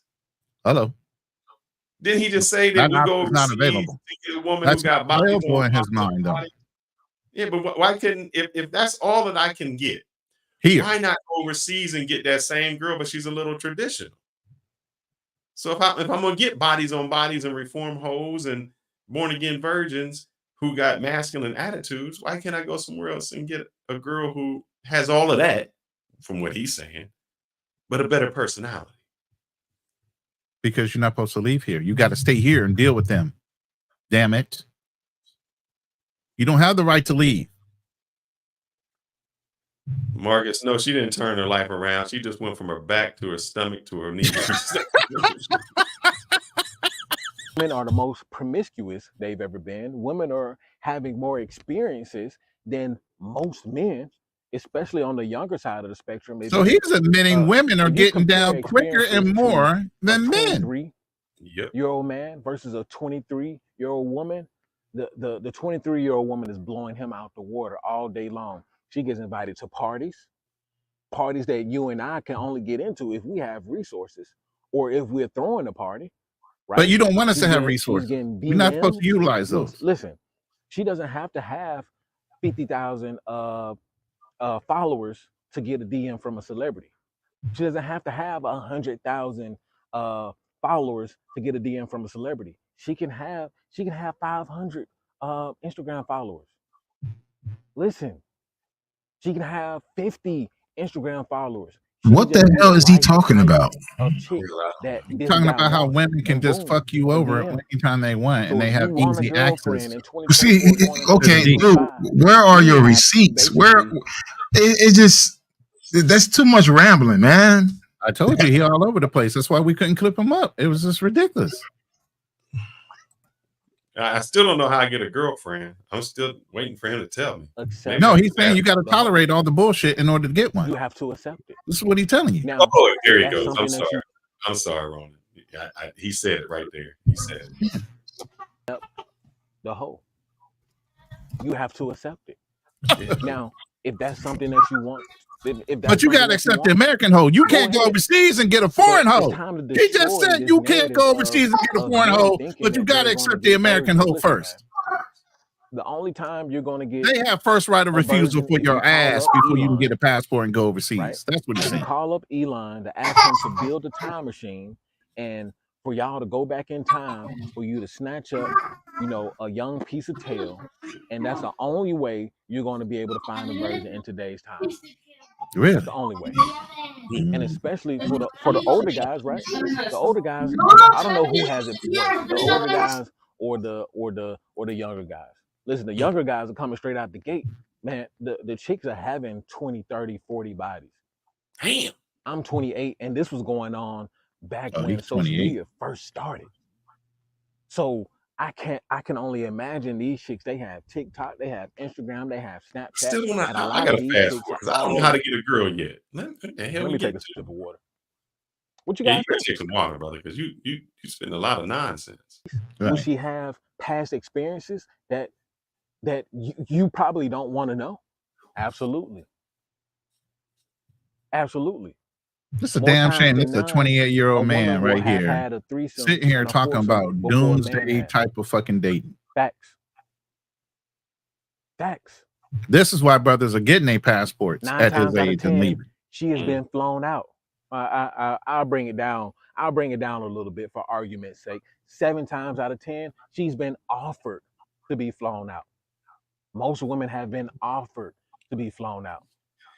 It seemed weird to me because if we go back to this video, These are the things that you have to accept if you want that. And a lot of, especially if you go, he basically saying if you go out of town, you're gonna get a hoe, and Right. and that's the worst thing to do. But you need to take the hoe here in the United States. Exactly. over to a foreign land, especially an impoverished land, more than likely she done sold them cheeks. More than likely she done busted open for 1,000 men. Oh, y'all can accept that. But then over here he says Most women have been in those party situations. They've already had one night stands. make this make sense to me, man. I'm really not understanding. He basically saying American women are No, hoes. sir. You can't. You can't. American women are hoes. They've been around. You got to accept it. Foreign women are hoes, but they pretty. I'm. Canal, man, this is the dude you brought up, man. No, hey, listen, I'm pretty done with him, man. This dude's all over the place, and bro, stay in your lane, man. Don't worry about what we're doing overseas, man. Straighten out Stay in your your lane, content. man. Straighten out your content because you're doing a lot of double talking. Double talk, man. Hey, we'll put this in. I know we won't stay long, but I'm gonna put this in the chat. But if anybody want to come up and anybody know him, you know what's going on. We'll just let him play. Till y'all come Anybody up. in Dallas know this fool? I mean, know him? I'm sorry. They already. I have will them. hyperlink his ass. So if he winds up responding, we can have a part 2 to this with a live. Hey, I'm more than happy to get on the debate with him. So if you guys want to reach out to him, Well, I'm more than hyperlink happy. it, so it's gonna go to him anyway. The minute we launch this, I'm gonna hyperlink it. So All right. he'll know he got our attention, and if he really feels strong about it, we can all have a man-to-man conversation. You know what I'm saying? Because he called me pathetic. Yeah, you are. He called me pathetic. He said, y'all 40-year-old, 50-year-old, 70-year-old, y'all pathetic. I'm like, damn. And he took off the shades. Shit. Hey, you over there in your comfortable life. How dare you making six figures, have a wife, have good kids, and living a comfy life? How dare you live over there like that? What's wrong with you? You need to be suffering. I'm gonna let him play in the background. I'm just curious to what this dude got to say. You feel comfortable walking down the aisle knowing that she could have these experiences. Now, whether Don't she kick it up, Juan. We'll see you in the discloses it or background. not, whether she discloses it or not, that's a whole different story. But you are into it, understanding. Going on since I see the brother driving, I don't want him to get hurt out there. Yeah, we're gonna bring you up real quick. Welcome to the show. What's going on, my brother? Yes, sir. Yes, We can hear you. Yeah. For one, first things first, man. Shout out to Ronan, man. That's a solid dude right there. Second thing, that dude is a clown, man. I mean, one thing I noticed about foreign men, a lot of them don't like to date until they got money. That's one thing I noticed. Until they get they ish together, they don't date. Especially African men. They won't even date they women. So, in another thing, he's just mad, man, because y'all outdoing y'all, and that's it, man. And the only thing he want to talk about really is his body and getting together, man. And another thing, I don't see a lot of women messing around, even American women. I don't see them messing around with other men they didn't been with before, or they know. People now are antisocial. They not talking. I don't see it, and I'm out a lot. Mm-hmm. He got a video that even says a cold approach is dead. So that lets you know he ain't cold approaching. No. and look, and another thing, I don't care about women in their bodies. All right, it is a big thing. I don't want to mess with a woman that's a 3 or 4 or whatever, but other than that, I mean, I'd rather be around some cool women than deal with a woman that's with an attitude or just at you for money. Mm-hmm. I just met look, I was just in Lancaster, Fearless, just in Lancaster. It's a Kroger's over there with a Mexican restaurant connected to it and stuff. By some hotels. I just got a Mexican woman number over there. She been texting me ever since. No problem on that. She don't even speak good English. And you talking to a guy, I don't have a problem meeting women. The whole girlfriend thing, I ain't ready for that shit. Yeah, he out there establishing. He doing everything right, bro. Let me tell you. I know this young man right here. And he'll tell you. He saw that I turned down a woman that I felt was suitable. He knows. So, yeah, no, man, that guy's a clown, bro. I wouldn't pay. Man, we thank you for your opinion, Kicked Up Juan. Yeah, drive safe, brother. I know you be doing it on that road out there, man. But yeah, be careful while you driving, man. Oh yeah. Appreciate it, man. All right. You can stay up, but mute your mic real quick if you don't. I'll put him in the back. You want him Oh, up? okay. I just put up one at a time. So I don't want to keep people too. Let's get interactive here. He dropped off. Let's go, Ty. How you doing, brother? What's up, man? How you guys doing today, man? Good, brother. Not much, man. Just chilling. But I just real quick. I'm driving. I just picked my son up from school. This was the other half I was talking about, like the low vibrational. Either they telling you to come over there and do something you could either be doing in the States.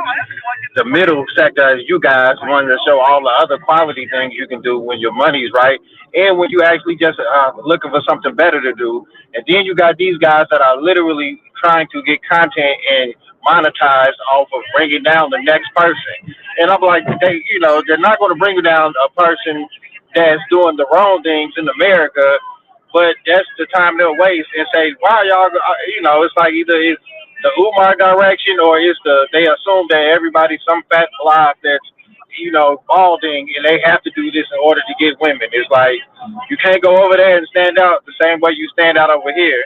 Everybody has to be, desperate. No one was a football player. No one was already athletic, or no one just had the gift of gab somehow in America. Everybody was some type of reject miscreant, and it's always funny to me because you look at these guys. It's just like I got to see him, bro. I don't even do the in the field videos, but I just got to see what he actually pull in real life. Because come on, man, you 28 in Dallas. I bet you.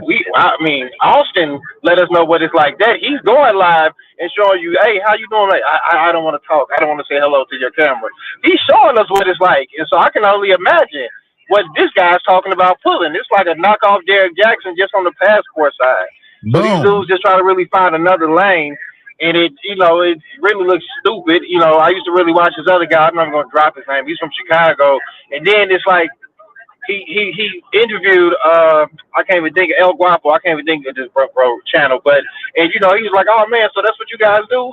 And as soon as his count started going down, he just switched completely. Oh, you niggas getting passports. Y'all just lames and simps. And I'm like, wow, like this is the only way y'all can keep engagement. I'm gonna land the plane, but. Yeah, man, it's crazy out here. I'm gonna be ashamed for having the time of my life, I guess, because I ain't stopping. Facts. But if I can, let's see. I'm gonna tell to you. Oh, my wife texted me. I guess she said tell you that I guess you got the message on TikTok. Let me see. Okay, thanks, man. Thanks for sure. I'll definitely be hitting you in the email. She said she replied. I think that's what she said. So yeah. I appreciate it, brother. Take care. No. Hey, I'm gonna show y'all this. I'm gonna see if I can go fast through this. I don't know how fast I can go, but let's see if I can. If I press, oh man, I can't play it. What did I do with that video? Hey, real quick, Mercy, while we're waiting on Fearless, do you want to chime in on this? Yeah, I wanted to say something real quick, man. I hate when brothers use the Bible to try to make arguments, man, that makes no sense. So I had to come in with the correction. Hebrews 11:31 talks about Rahab, all the things that she did that helped the Jewish spies escape. But she's called Rahab the prostitute. Even after she did those righteous things, because you know why? The writers never forgot that she was a harlot. And I don't mean that disrespectfully, but men don't forget. And so that's a lot of people don't understand. Once you got that label, man, Rahab, she did that back in the Old Testament. And they writing about it in the New Testament. She dead, buried, gone, and they still calling her harlot. I mean, it's crazy, man. You can't see some labels you can't get off your name. You can never get rid of, right? You can't, bro. And I don't mean no disrespect, but that's just the way it is. Like when you get a criminal record, you get a charge on your record, bro. Some charges don't get expunged.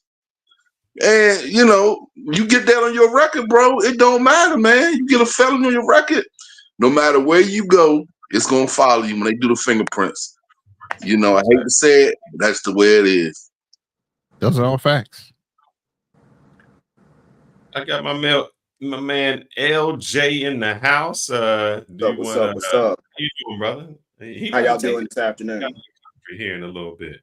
Yeah, man. Good to see you. Good to see y'all. Y'all doing good? Oh yeah. Yes, oh yeah.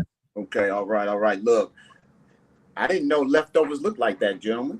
That's what I'm saying. I didn't know that. Hey, Fearless, do I need to go on this trip? Or do I need to keep that? Oh man, this is a leftover you get. Them leftovers, man. Like as they would say, things taste better the second day,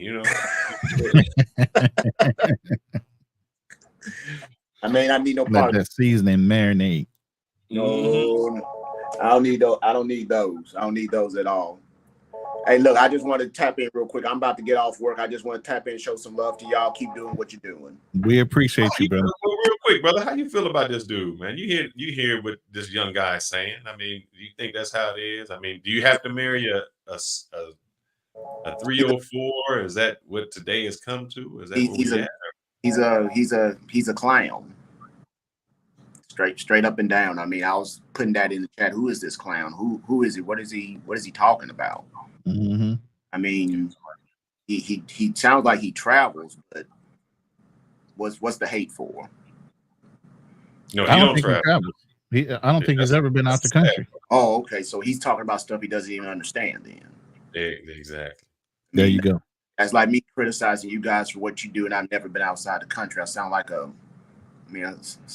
sound crazy. I mean, that's the thing I see in all these spaces. That as I'm learning about different countries, especially DR, a lot of these guys are just talking and don't know what the world they're talking about. They don't talk to people like you guys who've been outside the country, have the experience, know what's going on, and they just popping off at the mouth.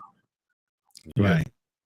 And that's sad because then there's a lot of people who listen to this guy and they can take what he's saying as gospel. Exactly. You're like, you know, I know this is Kanal's thing. His thing is show the receipts. And I hate to be that person to always say, man, show the receipts. But it seems if you're going to state that, at least have some kind of experience with it. Right. So you're talking about something you have no experience with. If you've never been out of the country and you haven't been to these places or traveled or know how the women are, and your knowledge only comes from certain videos that you watch, it's sad. You know, it's not giving any type of brother what they should. I tell you, brother, when you go out of the country, you let me know. I want to know. I want that feedback. I think it's coming up real soon. Didn't you say something about you're going to be leaving pretty soon? LJ? Yeah, he's going in the spring. He's taking the spring. That spring break. Sorry about that. Sorry about that. No, you fine. My wife was coming. My wife was calling. Hey, I don't need no parts of any leftovers. Just I heard that. Well, you can take her with you. I mean, we come from a long line of beach takers. We take sand to the beach with us. You know what I'm saying? I wanted to comment on in regards to the receipts. I'm part of the old school travelers where if you don't show receipts, it never happened. So I've always been a huge advocate in regards to, you know, sharing your experiences with others. A lot of people try to position themselves as experts after taking one fucking trip. And it's just like, okay, what did you do? I didn't do anything. Like, come on, really? So guys, as advocates, as ambassadors, when you travel, man, share your experiences. Go out there, take pictures, video, enjoy yourself. Those are receipts. And those receipts are not meant for other people, but for you. So guys, I'm a huge advocate in doing receipts. I mean, I've traveled with Fearless. He does photo shoots. He plans out photo shoots in his travels. So guys, go out there and enjoy yourself, man. Because here's the thing, man. We only got one life to live, man. Go out there and enjoy it. Capture those receipts. So if someone talks shit, tell them, show them receipts. Because again, at the end of the day, you can talk about all these places you've been to, but if you have not even shown any type of footage or any type of content to back that up, it never happened. That's for me. So QB Passport says he makes some valid points. What valid points does he make? Because basically he's saying you got a hoe. Your chick is a hoe. That while you not there, she done been through 1,000 dudes. You don't know what she doing. She done had threesomes with everybody else. You walking down with an aisle with a chick who got that. So what is the valid point that he is making? So do you agree with him that your chick is a side piece for someone else? He said yes. That's a valid question. Oh, I thought he said yes on that. No. I don't think he said yes to that. But QB, okay. The link is in my chat, bro. You can hit the link. Come on up for a second. I mean, unless you're at work, I understand. QB is part of the whole look maxing thing, which I totally get. I think, guys, as men, regardless of your age, you want to present the best version of yourself. You still want to go to the gym, take care of your health, you know, put yourself in the best position financially. But at the end of the day, man, it's like you still got to go out there and put in work. Either be domestic, overseas. Is this whole notion that you go overseas and people just fall on their feet and worship you? That's all bullshit, man. That's all bullshit. You still got to go out there. If you want to go out there and meet some quality, good-looking women, you still got to go out there and meet them. You still got to go out there and and socialize. This whole thing about, hey, just come, bring your passport and you be all right while being fat and ugly, that shit ain't, look, you're not going to get no ass unless you're paying for it. Don't be one step away. Look, if you were just one donut away from being fat and all of a sudden you see a little line somewhere in your muscle, now you think you can tell everybody else what's going on. That's the same brother who took one trip someplace and then all of a sudden he knows everything. So if you think you just got in shape yesterday and you're going to tell a brother who's been doing this for years what's going on, you out of your league also. This is something that you know, where you, like I said, where you trying to go, I've already been. So I don't understand it. But just John, you up, brother. Go ahead. Hey, what's good, Fearless? How you doing, man? Fantastic, brother. How you doing today? Good, man. Hey, I had to jump up here, man, because I've heard a lot of Fearless on other people's panels. I had no clue he had a YouTube channel, so I'm definitely gonna go check that I out. didn't know this, man. Oh my gosh, that's late, brother. Yeah, what the heck? Where you been, guys? I actually thought he was just jumping on people's panels and just commenting and stuff. No, I was like, coattail rider, man. No, But I'm brother, glad but I'm glad you I've been hearing some of your stuff, man, and I have to say thank you to Fearless, man, because he taught me a lesson on one of the panels. Is that what's known doesn't have to be shown. Hello. So I feel like I was insecure a few years ago, because I took one vacation and then I thought I had to show everybody receipts, and what life I lived. And now, I go around and I don't really have to prove anything, and I feel like that's something that, since I heard him on the panel, I don't feel as pressured to jump on people's panels and just start showing receipts or DMing people trying to prove something. So I really appreciate that, man. Who's doing that? I'm sorry, Just John. It's my first time meeting you. Who's doing that? Who told you to do that anyway? It wasn't people who were telling me. It's I guess it's the sort of norm to try and prove something. Yes. So I really put it all on myself, to be honest. All right. Just- And one thing. Yeah, go ahead, Phyllis. Then go ahead. I'll jump in after you. And believe me, sir, even in my older age, with all the wisdom and all the things that I have accomplished and did, I have fallen for the trap even here, where someone said, "Oh, you didn't do this. You don't stay in this house, or you don't make this kind of money," where I felt I had to prove it. Just for later for my wife to come back to me and say, "What the hell are you doing?" No matter what receipts you proved or no matter what you said, they're always going to find something you didn't or you don't have. Oh, yeah, you showed me you make six figures, but you don't live in a house. Well, I just showed you I live in a house. Oh, you showed me you live in a house, but you don't drive that car. Or it's always going to be something that people are going to want you to prove because they don't have. And those same people who are asking you to provide the receipts and to show that, a lot of them don't show anything. A lot of those people who are asking for you to justify something they don't cam up. They're not going to show anything they're doing, but they are going to make sure they tear you down. Because it's easy. I play sports, and the person who can tell you how to play the sport the best is the person sitting in the stadium who never put on any equipment, who never ran a lap, who never got in the game. Those are the people who are always going to tell you, "Oh, this is what you should have done. This is how you should have done it." Never equipped up and never been in those moments at all.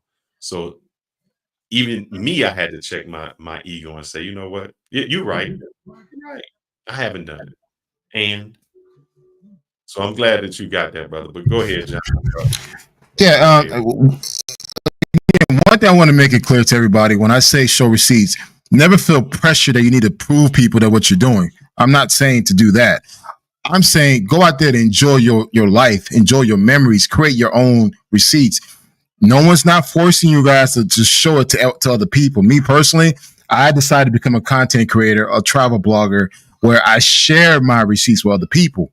Now, if anyone wants to flex on me, I'm like, okay, are you sure you want to flex on me? Because I've been doing this shit for 20 years.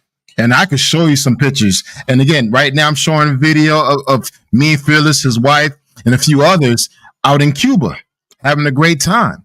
So again, guys, when I talk about receipts, I'm talking about just sharing your experience with others so you can encourage the next man to travel the world. Because again, a lot of us are not traveling. As much people want to say and think that we are, dude, when I board these planes, I could count how many brothers I see on these flights. Especially when I go somewhere further away from South America, Central America, I don't see us. So when I say go out there and create those receipts, create those memories, this is what I'm talking about. You create those memories for yourself, but also too, you want to be a beacon for the next generation. So you know what? Hey, I want to do what you're doing because I'm gonna tell you something, guys. You never know who's watching you. And I've had people hit me up plenty of times like, bro, you inspired me to get my passport. Canal, you inspired me to go to this place because I shared my content with them. So, guys, that's what I mean receipts. I don't mean receipts as a form of bragging, but a receipts to share your memories with other people, but also to encourage others to go out there and see the world. Because I'm going to tell you this, guys, in this traveling space, I met some amazing, amazing people. I met my wife. I met some good friends, Roland, Bacchus, Fearless. Like I can sit here and say, you know what? I'm truly grateful that I have a passport. I'm truly grateful that I was able to go out there and see the world for what it is. But also, too, I'm truly grateful that I have all the memories in my head. Because guess what? If I choose one day not to travel again, I could sit my ass in that sofa. I could close my eyes and I could see all the life experiences that I lived within those past 20 years. So that's what I'm talking about, receipts. Fuck anybody else. You don't need to prove shit to nobody else but yourself. But at the same time, if a dude want to flex on you, hey, you got something to show. And that's what I mean by receipts. But again, I'm gonna sum it up for the passport goes out for a while. And I tell them all the time, if you want to show receipts, don't compare me because I'm gonna show you some real shit. No, you're right. And can you do me a favor, just John, if you're watching this, can you hit one of those photos, like maybe with the wife with the elephant? Or you Yeah. Okay, this one right here is a hot one. So here's the thing, just John.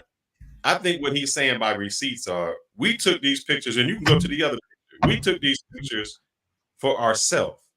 It was not saying, oh man, we're gonna find somebody to show these to. These were our pictures. So when you take them when you're on travel, you are creating your own memory. And when somebody says, oh, you haven't done that, it's easy to say, oh, wait, let me go back and show you where I was at in Thailand and all the things that I did there. That's easy to do and say, here's my experiences when people say you haven't had those. But you don't I've had that happen many a times. Yes. So this is what we just done. This is just our adventure. This is us in Cuba having fun in Thailand. This is just our adventure. So when someone says, well, you haven't been, it's easy to go back into your log of things that you've done and say, I have. But you don't have to prove it to no one because no matter what, somebody gonna say, oh man, this is what happened when I was there. This is it. Or you could only get this type of woman there. No matter what you say or do.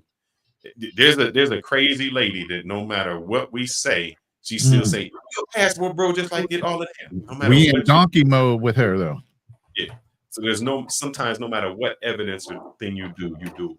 And like I showed in the other video, man, have your experiences, man.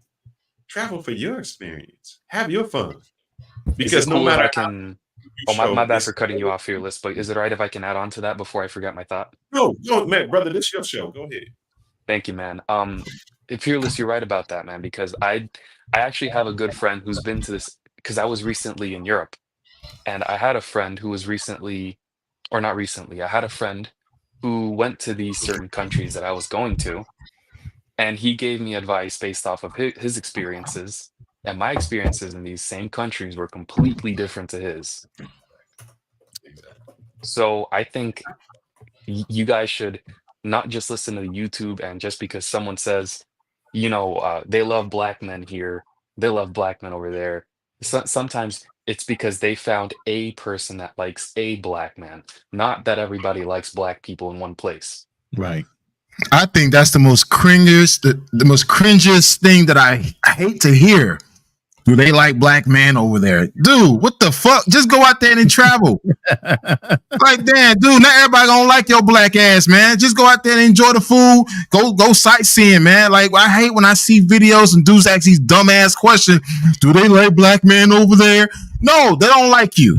And what? So you're not gonna go anymore? Right. Like, get the fuck out of here, man. Yeah, go to Africa. They like black people there too. But just John, you are so right, man. I've seen a dude where he was reviewing a barbecue place here in Texas. And I'm like, what the hell? He said Terry Blacks was better than Hutchins. I'm like, he wrong. But that's his own personal preference. And he shares how he feels about it. That doesn't mean that because he likes one place that means that is gold to me. Right. So all I try to show, and I think all we try to show is our experience, just so you know what you're dipping your toe into. But getting your toe in is not getting wet, my brother. In order for you to have that experience, you have to go. We're just showing you our experience. Right. And I not appreciate that, everybody's man. experience is going to be the same. We've had people go on the same trip together in groups, or meet up with other people, and we in the same party and having a whole different experience. Like, I thought the drinks was weak. He is drunk off his ass off of a half a shot. I mean, it's just going to be that way. So you have to understand, we might rock the same or like the same things or move the same way, but our experience is always going to be different. So you can't just take one person's word for it. I usually ask people for advice, like, where should I go? What should I do? Any tips and tricks that I need to know, et cetera, et cetera, et cetera. Just kind of some things to have in my back pocket that you just can't Google because you just don't know. You don't know what you don't know. So asking people who've been for those type of information is absolutely a whole lot better than just going off of somebody's experience, because they could be telling you half truths. Like, yeah, I walked in the club and 10 girls tried to take me home. Yeah, that's because he was throwing $100 bills everywhere, of course, but that doesn't mean it is exactly that. So take it with a grain of salt. I agree with you. John, where else have you been? May I ask, my brother? Where have you Well, been? I'm very early in this travel space, so the first time I was kind of aware of the Passport Bros, I'm not gonna lie to you guys, right? I was broke. I had no job, I was just a kid growing up, that kind of thing. And then the first person I met was QB, and that's kind of when my interest in traveling started, and I found a job, and now I'm making a little bit more money now. I'm not at Fearless's level or Oh no, Ronan's level or Black Men's Travel, but I'm don't trying have to to get be there at one that. day. Yeah, I'm working on it. you So baby step it. You I'm gonna let move you know toward this, it. John. Maybe even my best. I'll say my best experiences is when I traveled and I was broke. Not broke. I just didn't have as much money, because then I had to stop and smell the roses. I had to, it wasn't about the adventures. It was about, man, what kind of memories can I make? I remember going to Jamaica, and the funniest thing was this is when I first traveled, so this is a long time ago. We didn't know that when we paid for the trip, there was an all-inclusive. We didn't pay for the all-inclusive. So we like paying the dude behind the scene to steal some bracelets and all of that so we could get the bracelets on so we could be all-inclusive. That was the best trip there was, because we were just living it. It was like, what are we doing? So don't think that you have to do excursions and all of those things. As you've seen the video, or if you didn't see it, where I played the guy and he said, just create the memories, man. The money isn't there. Sometimes it's just the memories. right, because I started off with little baby steps, and I'm making my way up slowly. That's the way you're Like supposed to do it. last year, my income was actually a little bit lower. This year, my income was higher, which is why I was able to go to Europe and to have my experience. Because guys, Europe isn't cheap. I'm not gonna lie to you guys. Europe That's an ain't cheap. awesome first trip, or an awesome trip period for a lot of people, and a lot of guys haven't even jumped that far. So I mean, Mhm. you didn't just take a baby step; you took a giant leap to go to Europe. Yeah, guys, because I'm not gonna lie. I know in general, Europe's pretty safe, but I was still worried, because a lot of I'm still young, I'm not as experienced as everyone maybe on this panel. It's barely my second trip, but this trip I was able to pull a month off, because I had the income this time, I had my vacation hours, I had my job security. I'm not. I mean, look, I'm not about to, take a dig on people, but I didn't pull a J Rello and sacrifice my job to go to Europe. Hey, So John, one thing to keep in mind, take your time. Yes. You have a whole life ahead of you. Don't rush it. These countries are not going anywhere. And to Jimmy, I did not take it as a personal attack. I'm a very passionate person. I'm all about it, inspiring, encouraging the next generation to do better than me. So if I do sound kind of stern or outburst, that's my passion, man. I love talking to other brothers, having them go out there and see the world that I see it, and not go based on what the bullshit they see on YouTube. There's a lot of misinformation being spread across these platforms, and I think a lot of you guys are being misinformed. It's not that difficult to go to these countries, man. It's not that difficult. Just do your research, plan accordingly. Make sure you bring some extra cash and a credit card for just in case scenarios, and that's it. Go out there and live your life. So if I do sound kind of harsh, it's not coming from a bad place. I really want to see you guys win overseas.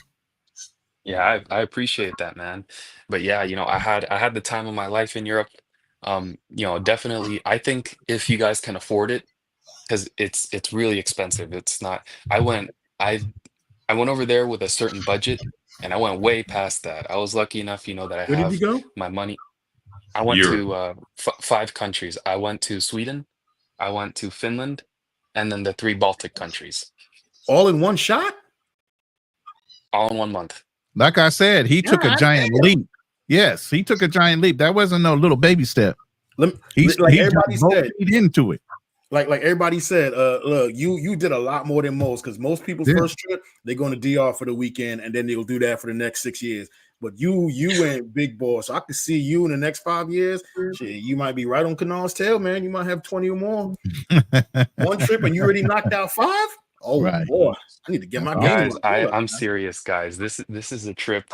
It was my dream to have this trip because, I'm not gonna lie to you guys. Really? I've always loved Russian Check the women back since I check. was, that was like Snow Bunny Heaven was at the top of my Kill those list. windows. Snow Bunny life, baby. Snow Bunny Heaven was at the top of my list, so I went out there, and Sweden was nuts. I mean, I can talk about some of my experiences in Sweden. I wouldn't tell you guys to wife up a woman out there because of the crazy stuff I saw out there. Like dudes having herpes and the women aren't scared of kissing them in the middle of the club. Oh I'm God, serious, guys. Damn. I've seen some wild shit in my Sweden. girls are freaky, man. Exactly. You ain't never Now, lied. Hey, yep. y'all heard me? Now, my experiences are going to be different compared to you guys because everybody out here using Tinder, and that's cool and all. I played the day game. I cold approached at the mall. My most Oh, nice. successful country was actually Estonia. So y'all, if I went off the beaten path, and maybe I could have had more, maybe I could have did more damage if I used Tinder. I chose not to, but that doesn't mean I discourage y'all from using it. I just think that that's the most inorganic way of dating. That's I just mean, my to be opinion. honest, Right. I always encourage others to drop the Tinder and just go out there and socialize. Before your trip, 3 months before your trip, man, hit the gym hard, do 2 days, get your body point, get your body game on point, get your clothes on point, socialize, go to these countries, talk to people, man, look approachable, smile. You'd be amazed how many people you meet just by just doing the simplest things in these countries. You don't have to rely on Tinder to meet people. Just go out there and socialize. Find out where all the rooftop parties are, all the best restaurants. Go out there and just meet people, man. It's not that hard. You don't need a dating coach to teach you how to meet people. Just work on yourself. 3 months before your trip, man, hit the gym hard.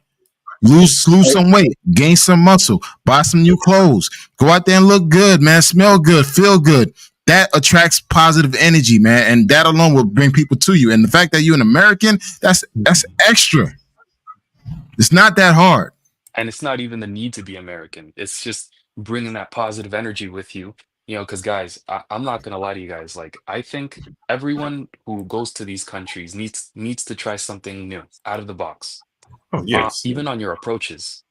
Because this whole American stuff of just you're gonna walk up to women and they're gonna blow you off. That's not what you're gonna receive out there. Because the women are much more open in a place like Sweden compared to here to being cold approached, because that's just not common. Yo, So can I speak right quick? oh yeah, go Just ahead. John, your age.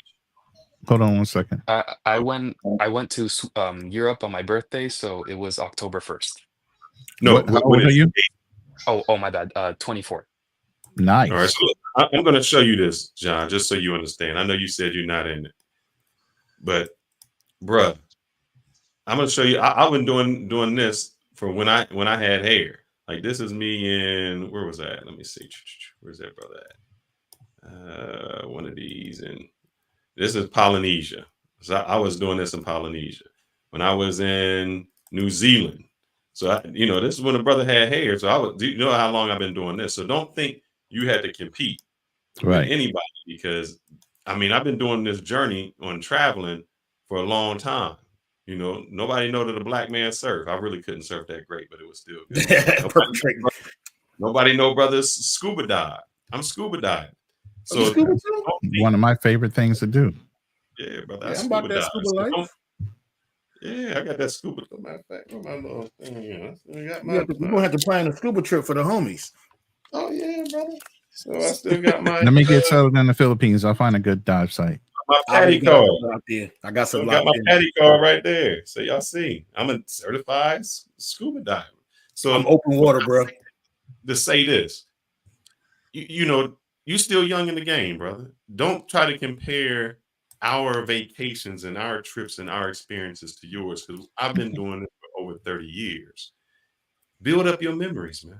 So when you look back and when you're my age, you'll say, wow, man, these are the places I've been. This is what I've done.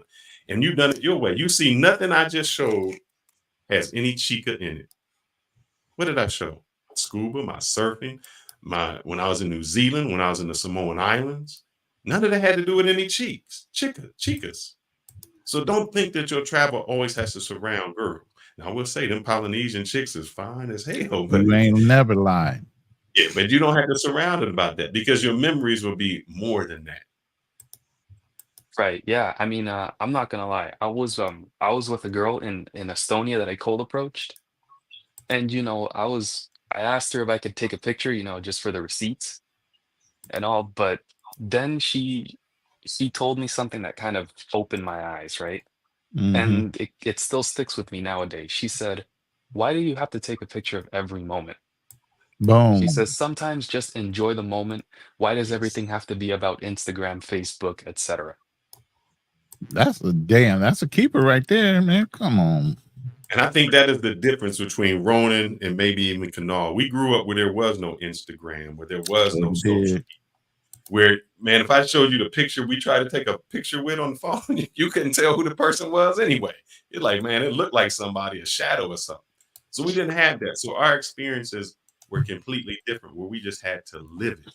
You didn't see people going around with their phone every place. You just lived the experience. Shit, you had a Polaroid camera. It wasn't nothing like all this other shit. It was Polaroids and fucking real film. That's the only way you had pictures back then. And you couldn't share them with the world. You kept them in a fucking photo album. And if you happened to know me, I would share information with you about where you should be going.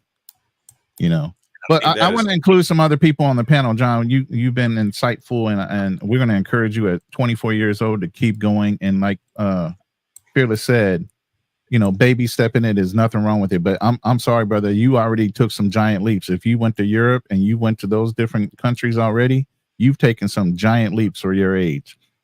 More so than some of these other men. I appreciate that, guys. True Prodigy, I want to go ahead and get you next. And NYC Kings, we're going to get you guys in order as you come up. So True Prodigy, go ahead. All right. So it's like two things on the video I want to address, but before I address it, I want to say, I want to more so add on to it. You guys are saying about like receipts. I think the only time you should really be showing receipts is when you are like providing a service, you know what I mean, to like show yourself approved. If that's not the situation, then you're not inclined to show anybody anything, like you can just be simple. You can just like your experiences and all that stuff. That could be your own receipts, you know what I mean? Like for memories or whatever. Right. But, just saying that. And another thing too, the dude in the video was talking about like he don't cold approach or whatever. So I'm like, if you don't cold approach, like how do you get women? Like do you use dating apps? And if you do use dating apps, then let's see the women that you meet on the dating apps. If you talking shit on the internet about men that are more experienced in life than you are. So is that thing too. And another thing, he said dudes. No. He said which gender, well, not gender, but which group of men have it the hardest between like younger men and older men. I would say younger men have it way harder because older men have the life experience. Like if they're not married or anything, they have experience and they have resources to get the things that they want, right? and a lot of time they're in like long-term relationships. They're married with kids and all these different things, versus as opposed to a younger dudes, they don't have a whole lot of experience. You know what I mean? Like a lot of them rely on technology and all this different shit. You feel me? So Right. yeah, so it's like that's a real big hindrance. That's a real big obstacle that a lot of guys have to, miss a hurdle they have to leap over. You feel me? Like I'm happy that the dude, what's his name? Just John, that he was able to get over that hurdle and actually go and live his life and explore and learn and experience new things and all this shit. So I definitely salute to you for that, man. But yeah, man, I definitely think younger dudes have it the hardest, because they just don't have the experience and they don't have the resources in order for them to get what they want. But that's all I really want to say, man. Y'all got it. That's good, man. I appreciate your input. True Prodigy is another up and coming YouTuber. He's a dispeller of dating coaches. So y'all need to go and tune in on his channel. He's really keyed in on that sector, right along with self-improvement as well. So I really mess with True Prodigy. He's a good guy. But another thing too, True Prodigy, I think what has go happened ahead, man. with this younger crowd, they do not code approach because they are afraid of rejection. When did men start getting afraid of somebody saying no or being rejected? Mm-hmm. Man, it's hide behind a computer, telephone set, and talk all the trash, but they cannot do it face to face. So that's man to man or man to woman. Yeah, man, it's tragic, man, because they just don't. It's just easy, nowadays. You just like I know in your generation, porn was very hard to access. I'm assuming. So that's not. Well, you know what? I forgot you got a money time. So let me keep let me tame my language. Just say corn, but you're fine. But I'm saying I just remember the magazines under our beds, man. We had boxes of magazines, or even I'm not even going to be ashamed. Department store lingerie pictures. That was all you had sometimes. Yeah, so it's like it was a lot harder for you guys to get access to that, to get that to get that self gratification, as opposed to now. I remember a video I seen Austin Holloman. He was talking to what's his name? It was a dude called The Business, I believe. I think it was I can't remember the name of the dude. Jason Black. Jason Black. Yeah, Jason Black. He was talking to Jason Black, and I remember Austin said like he said he was watching porn since he was like 6 or 7 years old, and that kind of blew my mind. I'm like, bro, you've been like, bro, I didn't start watching that stuff till I was like, I keep saying, I apologize, but I didn't start watching, adult content. I didn't start watching adult content until I was like 16. So yeah, even though I'm still a young man, but I'm saying it's like Gen Z, like they have a lot of access to things that you guys didn't have access to. So it's like, why would I have the need to go out and actually get a women or approach women and just do all these difficult things? Where it's just the access to that is just a flick of a button, So yeah, and on top of that, like it's not just looking at corn, right? It's like you actually can talk to these women and they can like have videos tailor made for you. You know what I mean? Like you get direct access to these women. Yeah, it's definitely out there. Exactly, man. But y'all got it, man. I don't want to hold the panel up too much. All right, we appreciate your input, True Prodigy. NYC King, you're next up. Did you have something to say fearless before? Lux traveled to expand on this. He said, "Interesting. So, what does Fearless have to say about Austin's content that was complete race baiting, and what this country thinks about Black people?" But I don't know if it's this country, meaning the United States, or another country. Yeah, can you clear that up real quick? Go ahead. I just wanted to explain. Whoever want to go ahead. Yeah, go ahead. NYC King, you're next. Lux, go ahead and clear that question up just a little bit more. What specific country are you referring to? Go ahead, NYC King. Are you there? NYC King going once. I know he's a driver, so he might be doing something on the road. Muted, bro. We're gonna have to go back to him when he come back. Yoga. You're next up. Yeah, hear me? Yeah, we got you. Shouts out to everybody on the panel. I saw you last night on Ronin on super chatting on the Razor Ray show. So Yeah. the numbers are growing. There's more people watching today.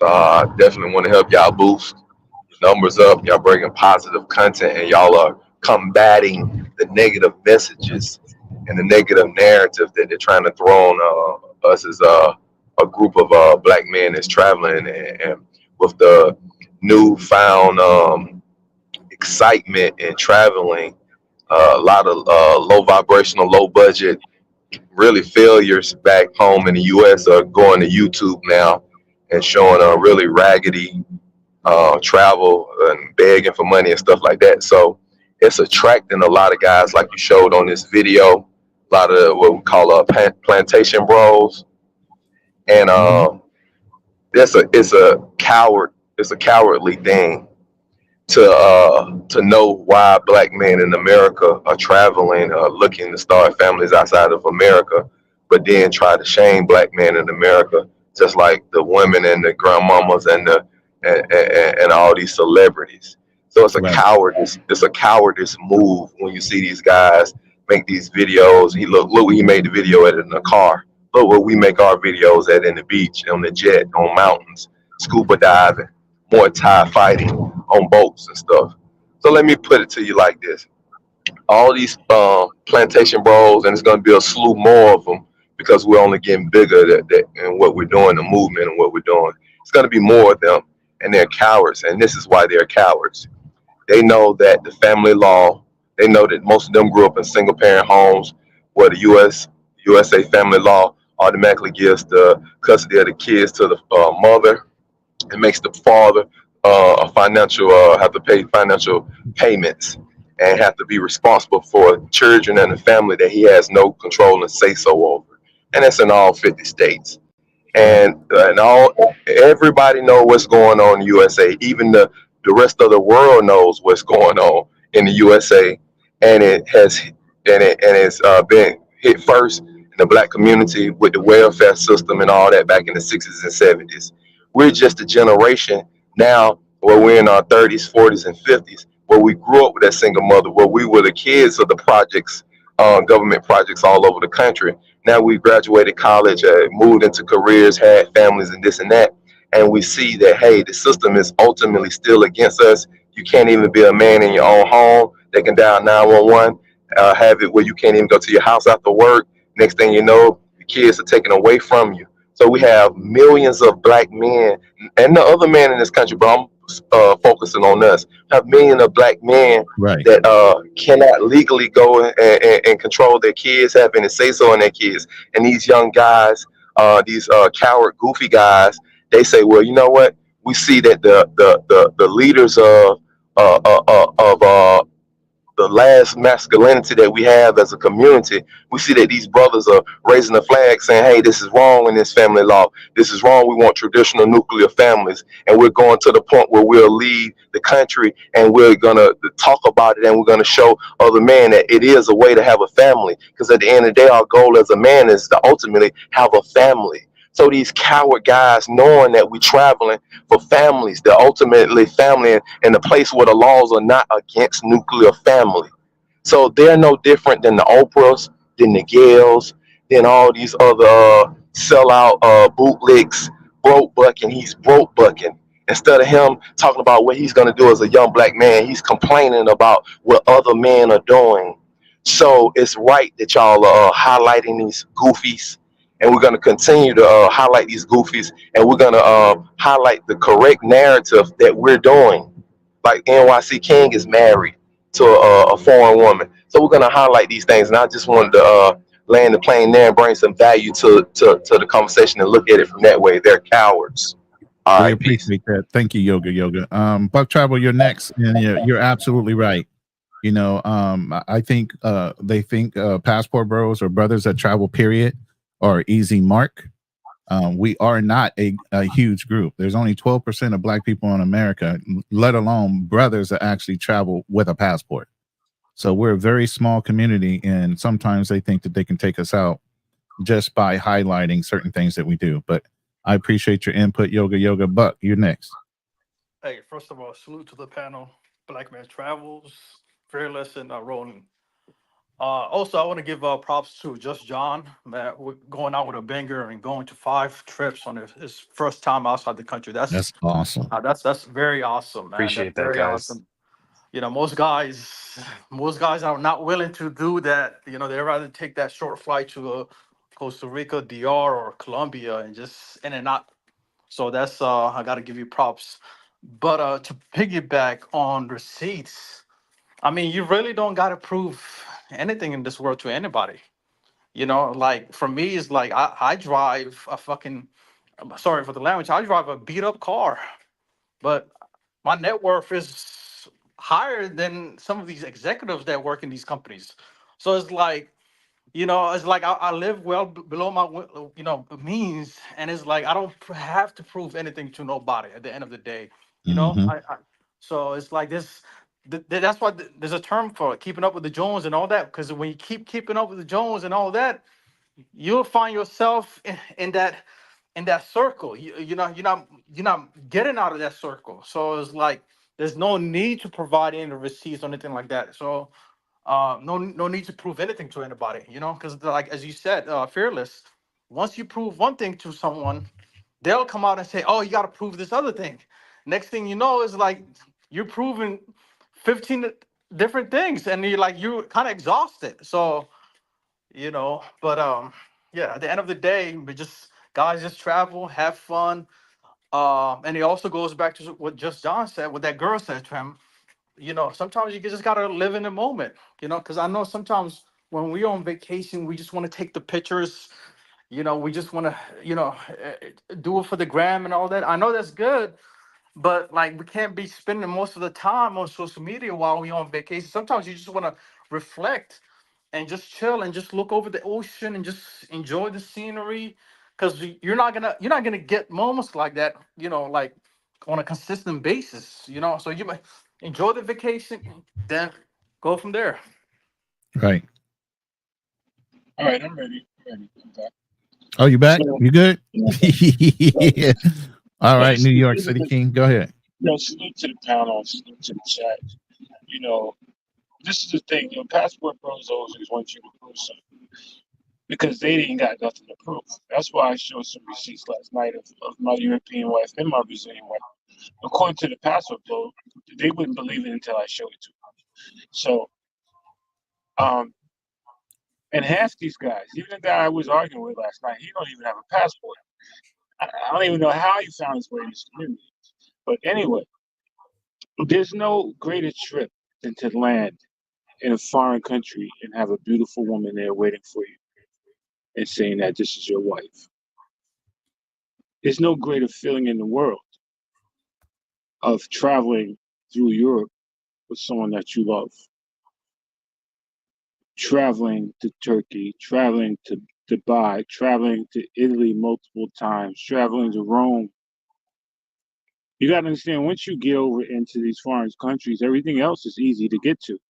You just got to get over that sea, over that ocean. The ocean is the longest trip. That's what enjoying life is about, when you're with somebody who you both miss and love to be with. Right. It's been years and years together. And she gets her hair done, she gets her nails done. She's all looking good at the airport when you land. And only thing on your mind is her. It ain't about no pay for play. It ain't about no Sisua or Thailand or Cartagena. It's just you and you're exploring the world with a partner that got your back.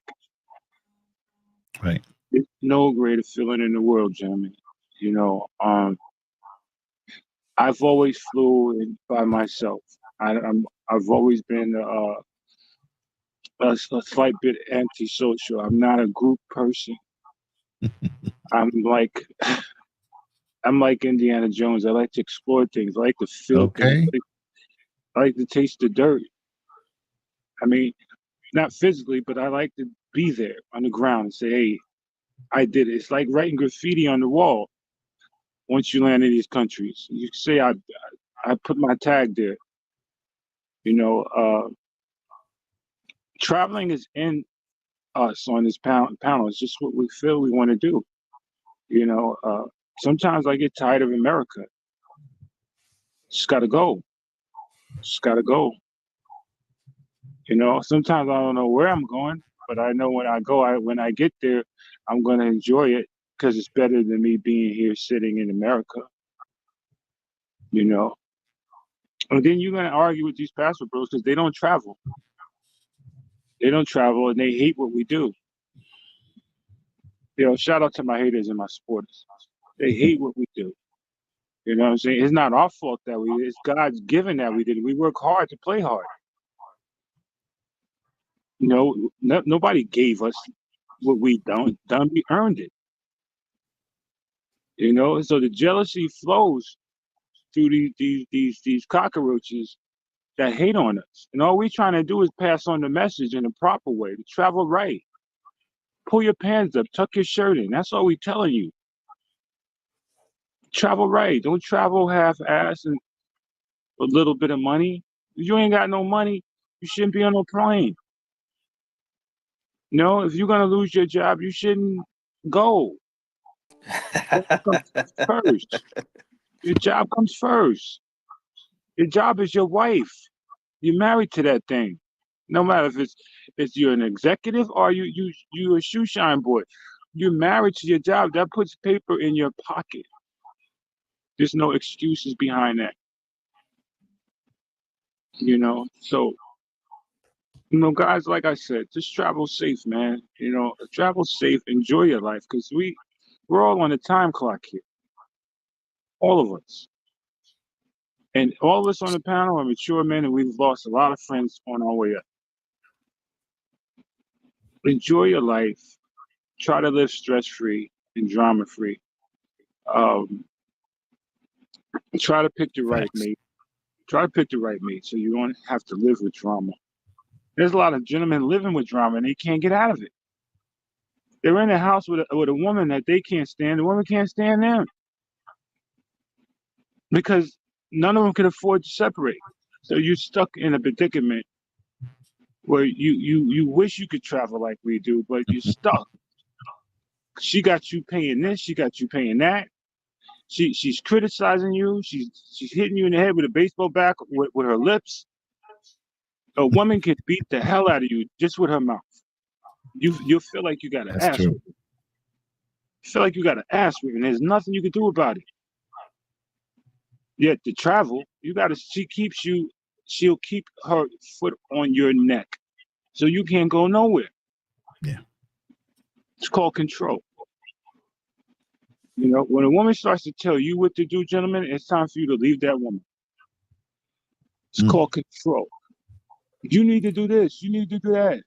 No, I don't need to do. All I need to do is stay black and die. All right, I'm gonna cut it short. So I will be leaving my woman right now, but she telling me what I need to do. And she's saying I better get this brisket ready. You crazy? Yeah, they're having a baby shower tomorrow, so he's over there, got a brisket in the smoker and everything else. So we went 2 hours and 32 minutes. That's actually a really good live. We don't like to go 4 and 5 and 6 hours in this room. So you guys, we all appreciate you guys coming up and contributing to the content and contributing to the conversation. And I can just see, like I've been telling plenty of people, there is a cycle in and a cycle out. We're always going to have new travelers coming into the space, younger travelers. They're still disillusioned. The dating scene has not changed. So always younger guys coming in and coming up. The only thing we can do as senior travelers and vets that are moving out of the space somewhat is train them up as the way that they should go. And that means when you see things that are not proper, you should help them look at it in a different direction. It doesn't have to be confrontational. It can be all positive reinforcement. Just John has been reinforced and taught, and look at what he's done. He's going to be a testimony of what you can do when you apply yourself when it comes to traveling and traveling in the right way.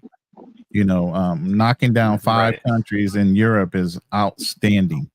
You didn't take a cheesy way and a cheap way of doing it. You did it the right type of way. And not that any kind of travel is wrong, but be encouraged, listen to the stories, follow direction. If you guys need help, consultations, there's brothers that will help you do those things and get you in and point you in the right direction so you don't have to stumble through life. This is the thing. Once a wheel is invented, you don't have to reinvent it. Talk to the people that have already used the wheel. I know I'm young, guys, but come on, I really don't like throwing jabs at people, but I'm I young, got a but I'm not question. about to lose my job to go to travel, man. That's just, I'm sorry, man. That's too much to me. I usually Right. quit my job before I travel, so I don't have to worry about it. Come back to get another. I do contracts, Yeah, but so contract. You work for a couple months. Yeah, I mean, You're but quitting you have your already job. You're not you getting got a solid amount of chunk of change before that contract ends. You good. You ain't So leaving. I know my sketchy. end date. You know what I mean? Right. So I know when You to plan ain't my trip. sketchy like So something like, but we're not going to reference that person. We're not trying to get in that Right, conversation. come on, bro. We're talking about a guy who couldn't afford his ticket back from DR. Come on, Yeah, man. we Like know who it's we're doubles talking to about. this. That was yesterday's conversation. We moving on. I got a quick question for John, real quick though. Go ahead, Did you brother. do all the? I came in late, so I might have missed it. Sorry if you already answered, but did you do all the research and figure out what you're doing, where you're going, etc., on your own, or was it like mainly like a I can't say that word.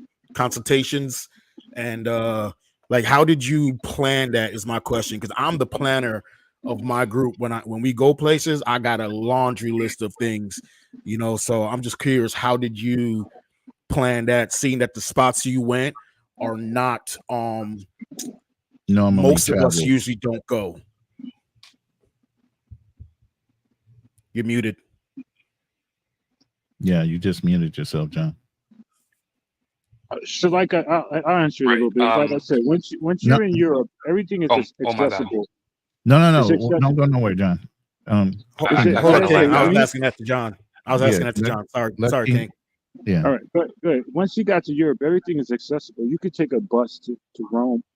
You could take a short flight to Istanbul, Turkey. Like I said, I've been to Venice, Italy a ton of times. No. I understand that. I was asking that question to John. John, Because he's a saying younger traveler. For younger guys that are trying to figure it out. for the first time Yeah, going let John someplace. answer this one. Now, I'm gonna ask one thing. Like you said, hold on. I was trying to get John to answer. All right, Wait, John, you there? Yeah, All he's right, there. Go ahead, John. Okay, so I initially beforehand I did do my research and I actually had a plan kind of set. X amount of days here, X hotel, X place, visit X excursion or whatever. So I was originally going to make it all the way down to Germany from Estonia. That was the original plan. And then, one thing that this trip taught me was, everything changes based on your experience, especially if, because I was fortunate enough, I have the finances to be able to say, you know what, I'm going to change this place and move here and move X place, so I was in Estonia and then it just so happened I met a Finnish woman and you guys know where I went from there. So I wasn't originally planning on going to Finland, but it just kind of happened, and I did my research. There's a ferry that goes there. The ferry's beautiful, guys. It's from Tallinn to Helsinki. The ferry was only like maybe 40 euros, something like that. And then I paid an extra 20 euros just for the lounge and stuff like that. So super accessible, super affordable. And I had the ability to pay for the luxury, so it's nice to have the lounge with some food in it. So and then after that, I thought I was gonna ferry back from Helsinki to Tallinn and kind of finish the trip down to Germany, kind of like the previously planned thing. And then I met a guy from Helsinki. I'm not gonna say his name on the live, or at least not his last name. I will say shout out to Peter. I met Peter, and then just so happened he was gonna go to Stockholm, and now I don't advocate for people to just randomly book things because someone else is going somewhere and someone you don't know, but I guess I kind of took that leap of faith and I went with him, and I don't regret it. I got there on a Friday, partied all weekend. The party's nuts out there, guys. My best advice to you guys, if you're going to the club, be extroverted. Plane ticket was only like So 100 most of this euros. was kind of like spur of the moment. You kind of just went with the flow. You touch down and let the wind blow and take you where you go. What you had stuff in pencil, like you had stuff planned, but you didn't follow all of it, and you just kind of went with what you wanted. So that's also good. Correct. That's good too. But like you said, it got to watch how you make them decisions too. Right, There's 100%, one more. guys. Because I was a little bit wild, but guys, you'll be fine. You know, Europe's very accessible, as NYC King said. You know, and you don't have to take the Flixbus everywhere. You can also take the Lux or whatever it was called, and it's a nicer experience. There's coffee on the bus, and you know, etc. But guys, definitely, I would highly encourage if you have the finances, because I'm serious when I say this, guys. It was not cheap. You Let know, me explain. That's what I wanted to get into, yeah, John. The thing is that when you fly to Europe, your American dollar depreciates. It's not like flying to South America where it's more. So if you have $100 bill in Europe, it depreciates to like $75. Okay, so that's why it costs a lot more when you're traveling. That's why John said it can get expensive because the euro is stronger than the American dollar. So you always should do your research on the currency exchange when you go to these countries because the American dollar depreciates in Europe. So it's going to cost you more than you think. Instead of being in DR or Brazil where you get 500 real for $100, it's a whole different situation there. But everything is accessible and everything is beautiful, in Europe. Even because I've been in Paris a ton of times. The Eiffel Tower, and it's just the art galleries that I go to, and the little side streets is beautiful, and I enjoy the culture of the countries. I like going to museums and art galleries because I used to dabble in art dealing in New York, so I'm appreciative to certain arts and certain museums. Um, But the main thing is, have more than enough money than you need, especially on your card. You got a card that got a $10,000 credit limit. I'll carry about $1,000 in my shoe, just security money. So it is what it is. And like the other brother said, he would plan out for his group. Like if I'm doing a mission on myself, I plan everything out. I map everything out. I research everywhere. I put foot's on the ground on the internet before I even go there. So when I do get to where I'm going, I know exactly where I'm going. Right. I hope that makes sense. right. It And does. do what Fearless says too. Fearless said earlier on the panel, you're gonna go out here and you're gonna meet new people. You know, you never know who you're gonna meet. So Yeah. I've made a lot of great friends that way. I'm not gonna lie. Met a lot of great people. Just All you have to do is be yeah. approachable. Yeah. Not Guys, just standoffish. smile, Yeah. but you also have to dress different because I think that's That's something the I big left one out. right there. Guys, Don't dress like you in the hood. these people in Europe dress completely different to us. I mean, Yes. we think they're going to a business meeting the way they dress, and they're just going to the grocery store. So take Right. that into perspective. I had to change up my drip, because I brought puffer jackets and that shit was not He enough. said drip. Yeah, I mean, I'm serious, man. Like, I actually my puller, Are we believe struggle it or streaming? not, I Is bought that me? this That might be me. I bought this trench coat. I bought a nice trench coat, and guys, that got me looks. So Oh yeah. change the way you dress, guys. I'm serious, especially if it's something that's Yeah. not common. I mean, you Fellas, shouldn't be you in don't your rap. 30s or 40s or 50s dressing like you in the hood anyway. I mean, have some decorum about yourself when you're traveling overseas. Stop propagating the myths of what black men look like when we're traveling abroad. But like we were saying earlier, about 10 minutes ago, Fearless's wife is calling him. We do have brothers that are married, like you know. I don't understand. If y'all know how much a brisket costs, it's like $80, and I couldn't burn up. Right. I'm in trouble. I only got one question, and I need a 15-second answer, and this is for Just John. Just John, when you did your research, how did you do your research? Did you go online and say places to go in Europe, and is that how you got your itinerary? So actually, I just believe it or not, it was a combination of YouTube and Chat GPT. Oh, Good don't forget job. to use Chat GPT, guys. I'm Chat serious. It'll GPT help. will save your life. I'm trying to tell you. I only asked that because I think I need to make more videos on how to, because I think people like yourself will be searching for that. I Right. greatly appreciate everybody coming to the show. I'm gonna throw y'all to the back real quick. We're gonna end this. I do want to thank people like Just John and Ty for coming up, man. I think that these are the type, it reinforces my belief that content that we do that is good for us.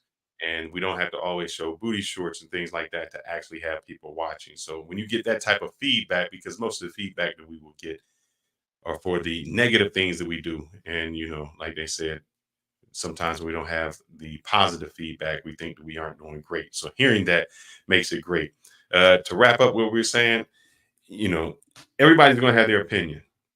Everybody's going to say what you can do. And these are most of the people who haven't traveled. Make your own path. Maybe look for what people have done, but no matter what, you got to go create your own path, create your own way. As the gentleman said, it doesn't matter how much money you make. It's the memories that matter. Make those memories now. Do what you can do now. Because as I said before, the last thing that somebody on their deathbed says is, man, I wish I'd have worked that extra overtime hour. I'll let you go with it, Ronan. Go ahead, I sir. mean, everything you're saying is absolutely right. And like some of the brothers I had up, Juan Terrius, True Prodigy, and a couple others, you know, and I'll even throw QB Passport in there. You know, you guys are setting a tone for the next generation. But what we are, as the senior veterans, are saying, continue to build your resources, continue to build your assets, continue to set yourselves up so that you can retire early. I'm 57 years old. I've been semi-retired since I was 54. I'm not sitting here looking like I'm stressing out, trying to make ends meet. You get what I'm saying? I don't clock in. I clock in when I want. I work my schedule the way I want. I work for myself. Get yourself in a position where you can do that anywhere in the world, and you'll be so much happier for it. Okay. So continue to stay on your grind, stay on your purpose. Don't get distracted by these women, but stay focused on what your end game is going to be. And your end game needs to be way earlier than 65. Wherever you're going, you need to get there way earlier. We know brothers right now that are wishing they had kids and they are already in their 40s talking about, I don't know what I'm going to do. And yeah, there are some betas out there that don't know what the hell they're doing at 40-something years old in order to have a child. They're dating married women. You know, just like this guy was sitting here talking about, you need to accept, you know, 304s in America and be happy with it. If that's what you guys feel like you need to accept, then go ahead and stay here in the United States. As for me and the people that like us and what we do, get your passport and go find a better option. Correct. Now, if you guys like our content and you've watched this long and you have not liked it, you got to get these likes up. You got to subscribe to the channel. And please, even on the replay, if you go in, just drop a heart, drop a smiley face, drop a thumbs up, just say you appreciate it with it. Go in our comments and help us out. Don't just go to one person's channel, go to all of our channels and do that. With that said, we appreciate it, man. You guys have a great weekend. I know that some of y'all still got your mask on. That's why y'all didn't want to cam up. Y'all still got your Halloween mask on, but we won't hold it again. We love y'all, brother. Y'all take care. Until next time. Oh, can I show this real quick, people? I'm sorry. You got a brisket picture? You showing us some final product? No, I'm trying. Let me see if I can get this up. I'm trying to show what we're going to be doing next week, man. Oh, I had it up. The background? Yeah. Yeah, there you go. Take us down for a second. Yeah, this is true talent right here. This is me. This is all me right here. You know what I'm saying? But go ahead. So what we're going to be doing, guys, is next week and the week after, there's an interview that we're doing with a gentleman named Vernon Miller. He actually did some bank robberies. He spent 25 years or 39 year sentence in bank robbery. And he's going to tell us about his story about how he was unfortunately taking advantage of yes, physical way in a sexual way when he entered the prison system. So we're going to be having which that conversation. means you don't want to go there. Yeah. So please tune in and make sure you guys watch that. like I said, like, subscribe. We just want to bring you guys some real stories. Until next time, have a great weekend, fellas. Deuces.